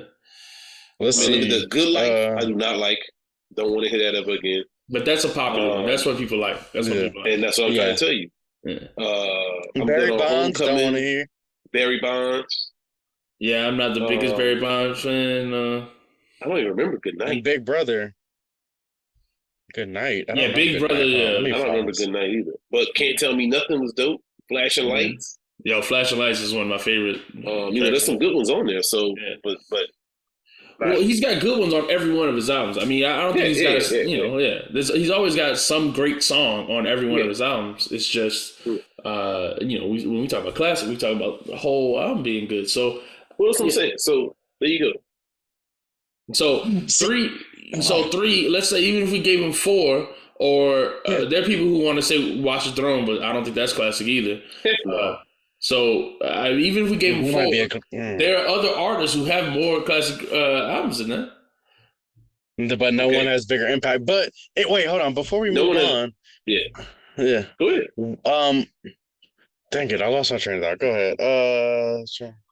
3 classics. I don't know. I lost my train of thought. Oh wait, does every song has to be? So every song it has to be 100% for it to be a classic? No, I don't think so. That's a good question because I generally think of the classics, the albums that I think of classics as there's no more than one song that I would skip on at all, not including skits. Not including skits. Even though the best albums got good skits, but I mean, I hate skits every time. Nah, man, some skits is good, man. Yeah, because. If by that measure, Graduation has 13 songs. That For Good Night is just some extra something. I don't know. That wasn't on the album I listened to. And we're skipping 2 of them. So out of 13, that means 11. Skipping, hold on. I'm skipping, hold on. I'll count the ones I'm skipping. Too. Let's see. I guess I'll play Good Morning. I like Champion, like Sugar. Like I Wonder. I skipped Good Life. I skipped Barry That's Bonds. because I it's skipped Drunken popular Hot though. Girls. I skipped Big Brother. So Yeah, that's yes. yeah, those. Let's get Barry Uh, Bonds and whatever that other song. Oh, and oh, Big okay. Brother. That's it. Yeah. Yeah, no, Okay. I'm skipping drunken hot girls and yeah, yeah. I have a similar list to Aaron as far as songs I'm skipping. Yeah, but I'm not I'll be counting back. the Right back. other. Yeah, I'm not counting the other albums as classics. The Life of Pablo is definitely not a classic. I don't know how that. I mean, I would agree. I thought it was a good album. It was a good album, yeah. Yeezus, I loved after I saw it in concert. I couldn't get it at first, but once I saw it in concert, it seemed a lot better, and I loved it ever since. Um, I don't hate Jesus. yeah, I like Yeezus. 808s, I don't think it's a classic, but it definitely changed a lot. I don't know. Changed the tone. A lot I of people gotta look followed at him that. after that. I gotta look at that track list. So I don't like 'Cause- 808s, but a lot of people followed him after that. So I mean, it's just a difference, man. It's different for everybody too. Like, how old are you? Where are you at in your life? If you're in high school when some of these albums come Exactly. out, you're gonna love this album. You're gonna love certain stuff for life. I mean, that's But just see, kind of. that's the thing. I was in high school. This is the thing. I was in high You school. are a hater. No, me and my whole you. no. My whole friend Bryson was with us. My whole friend group. We love this album. We listen to it all the time. Mhm. All this stuff. But I never was a huge fan of Barry Bonds. I was never listening to some of these songs a ton of times. And Was it even bumping "Drunken High Girl"? yeah. Even the songs that I do like, even I do some of the songs I do like I just don't go back to as much as I go Right. back to some of his other stuff. Like, Yeah, I mean that's fair. like I don't think that would make it not a I classic like album I if the rest of Wonder, the but album it's was good. not a song I go back to a lot. You Right, know, right. and so that's my thing. A classic. I just yeah. What were you saying? That's not a thing. When I think of a classic, I just think most of the albums are great. I mean, songs are great, and Mhm. then there's some good songs on there, and there might be a song that you say, okay, this song is legitimately not for me, but the rest of it is so good that, or the highs are so high that I can overcome that. I mean, I think that's the case for Right. most albums that I would call classics. I think we should just change the name instead of calling Yeah. them classics. Well, maybe classics is right, but maybe perfect albums, maybe great albums, maybe something like that. But when you call them classics, people get touched. Some are, some aren't. When you don't give their classics burned, and then people feel like you're hurting them. People take it, offense if you say something classic, and then you be like, "The album's trash." You know. Yeah, I just wish there was like some other way. Yeah, we refer to them. I would love. We gotta start making a list. What we need to do is start making a tier list of albums and like and we could just rank them. Just put them where they are, what tier they're in. Because Yeah, because there's levels to classic. yeah, I got some high tier classics for sure, for sure. That's There's the some ones I high. go back to all the time. What else I'm saying? There's classics that's like they'll never be. They up here, man. Like people remember them forever, man. Like they etched in stone. And then they have albums that were perfect. They were great when they came out. They're wonderful albums. Some people will go back to them forever, but not everybody. They might not have had big hits. I mean, I'm like that about Black Moon. I love Into the Stage. One of my favorite albums. Listen to it a lot. Other people couldn't even tell you who Black Moon was. But see, that's the thing. That's where what I'm saying? where You marketing don't know who comes. Black Moon is? Like, that's where Okay, but they were always indie. But the album, I'm pretty sure, got 5 mics in the source at the time. Right. It's a big deal. And that's when there was an objective. And around. and this is the issue. See, in that time period, there was one magazine that everyone thought was credible at the time. Everyone believed in. So their rankings was something that everyone could hang their hat on.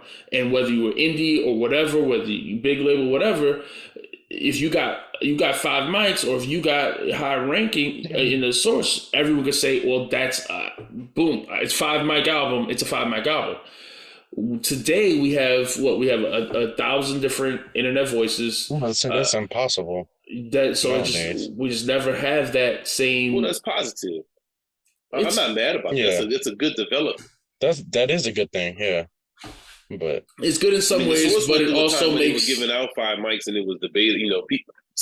First of all, some albums didn't get 5 when they should have. Mhm. Other times, albums got 5s because remember they started paying people and being cool with the owners and all that type of stuff Right. started happening. So, I mean, which is what happens when you have an institution that can be corrupted. I mean, Right. so the voices are out there. You know, you got people out there, and people can agree with us. People can agree with other hip hop podcasters or the people that talk about this culture. This culture will never go away.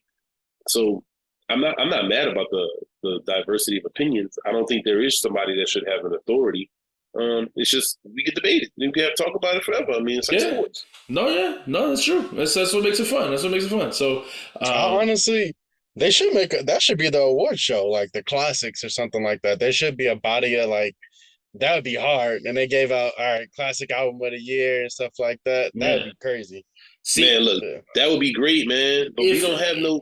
if the artist supported any whatever platform they felt like was the most credible, and put their voice behind that instead of the Grammys or instead of the BET. Some of these institutions we already know are corrupt, and instead artists rather just play the corrupt political games than But just. then they would just corrupt whatever the new thing was, man. Like, let's say they made the hip hop award, the legit, real hip hop award. Premieres on the board.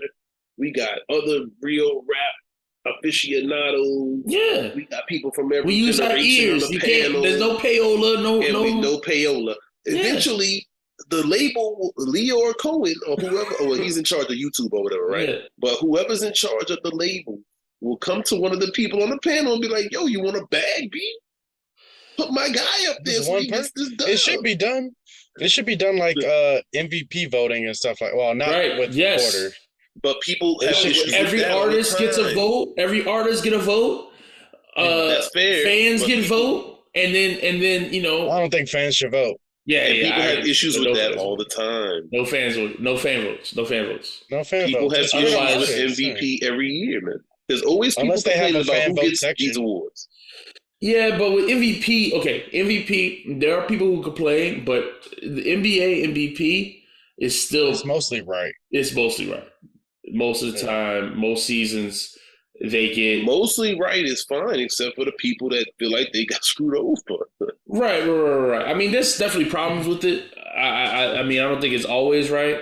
And they definitely have a problem with giving it to like the same person a ton of times. Obviously, even if they're the best even if you're the best for 5 years, you're going to give it. It's difficult to have a human institution that's not eventually corrupted when there's money involved. I mean, the think about it. These record labels. Think about how much they would pay if they really needed to get Jack Harlow to get an award, and then all of a sudden he would be valid in hip hop eyes because the panel said it. Like how much money would they pay somebody? Not everybody on the panel is going to be moved by money. Right. Like you got everybody would be Premiere so spread out. But other people might. Okay, so you have to 150. We have to elect. Okay, or more. The people who are elected have to be people who we know from their long standing in hip hop are not about they're not there for just money. They're not there for a money grab. That's okay. Look, I think this is a great idea. So we got to try to make it happen. All right. So I'm gonna call up Pete Rock. I'm gonna call up. I got Premier's number. Yeah, for sure. Yeah. And we'll get this set up. You know what I'm saying? I'll go and say, hey, you guys are pioneers in this game. Y'all know the stuff. Y'all know the people. Go ahead and get it set up. And we'll do it. We'll stream it on this channel. Yeah, it'll be legit, man. Fancy 5-star event. This kind of happened though. Like, was it the Grammys where some company like got all of these A&R? Which is wrong? They got A&Rs from companies and record people. A whole bunch of them. I remember they grabbed a whole bunch of famous people and put them on a panel. It might have been for the Grammys. The Grammys increased. They increased their people who were voting. Yeah. So they did get more people. Like I know Ninth and Questlove and other people are more involved in it. Yeah. But again, I mean, you're still talking about record labels run that. That's what I'm saying. It shouldn't be anybody at the head of a label or anything like that. Because of course they're gonna vote for conflict of interest. So. Automatically, conflict of interest. Yeah. Exactly. Yeah. If you're an A&R head of a label, you can't vote. we would have to get the when they get this hip hop museum built and all that stuff. We could try to have something do that. Hopefully, they do something like that. Yeah. Yeah, that'd where be they tight if they did an and award ceremony every year out there. Like the Hall of that Fame, like whoever got the classic put their right, album in right, the, yeah, that'd be tight. right. That You would have be people dope. that's going in the hall, and Yeah, then that would be they awesome. get that they do some performance like the Rock and Roll Hall of Fame, but you know Yeah. it's the real hip hop one. We know we got some Yeah. hip hop people in Rock and Roll Hall of Fame, but Yeah. Which I don't the hip hop one understand got to be that. able to celebrate those smaller groups. Like I said, like I would think a Black Moon and the whole Yeah. Duck Down movement would be in when people they regarded as having multiple classic albums from their camp. Yeah. You know what I mean? But Bryson can't name them. But you know, you got Helter Skelter. You know what I'm saying? You got these other Smith and Wesson. You know what I mean? Black Moon. So you got to be able to put these people and give them some shine because they're smaller time. It's not shouldn't be just the biggest hit makers in hip hop that get these type of looks. But I mean, that's also kind of what it is. It's music, man. It's entertainment. It's that big business aspect of it. Yeah.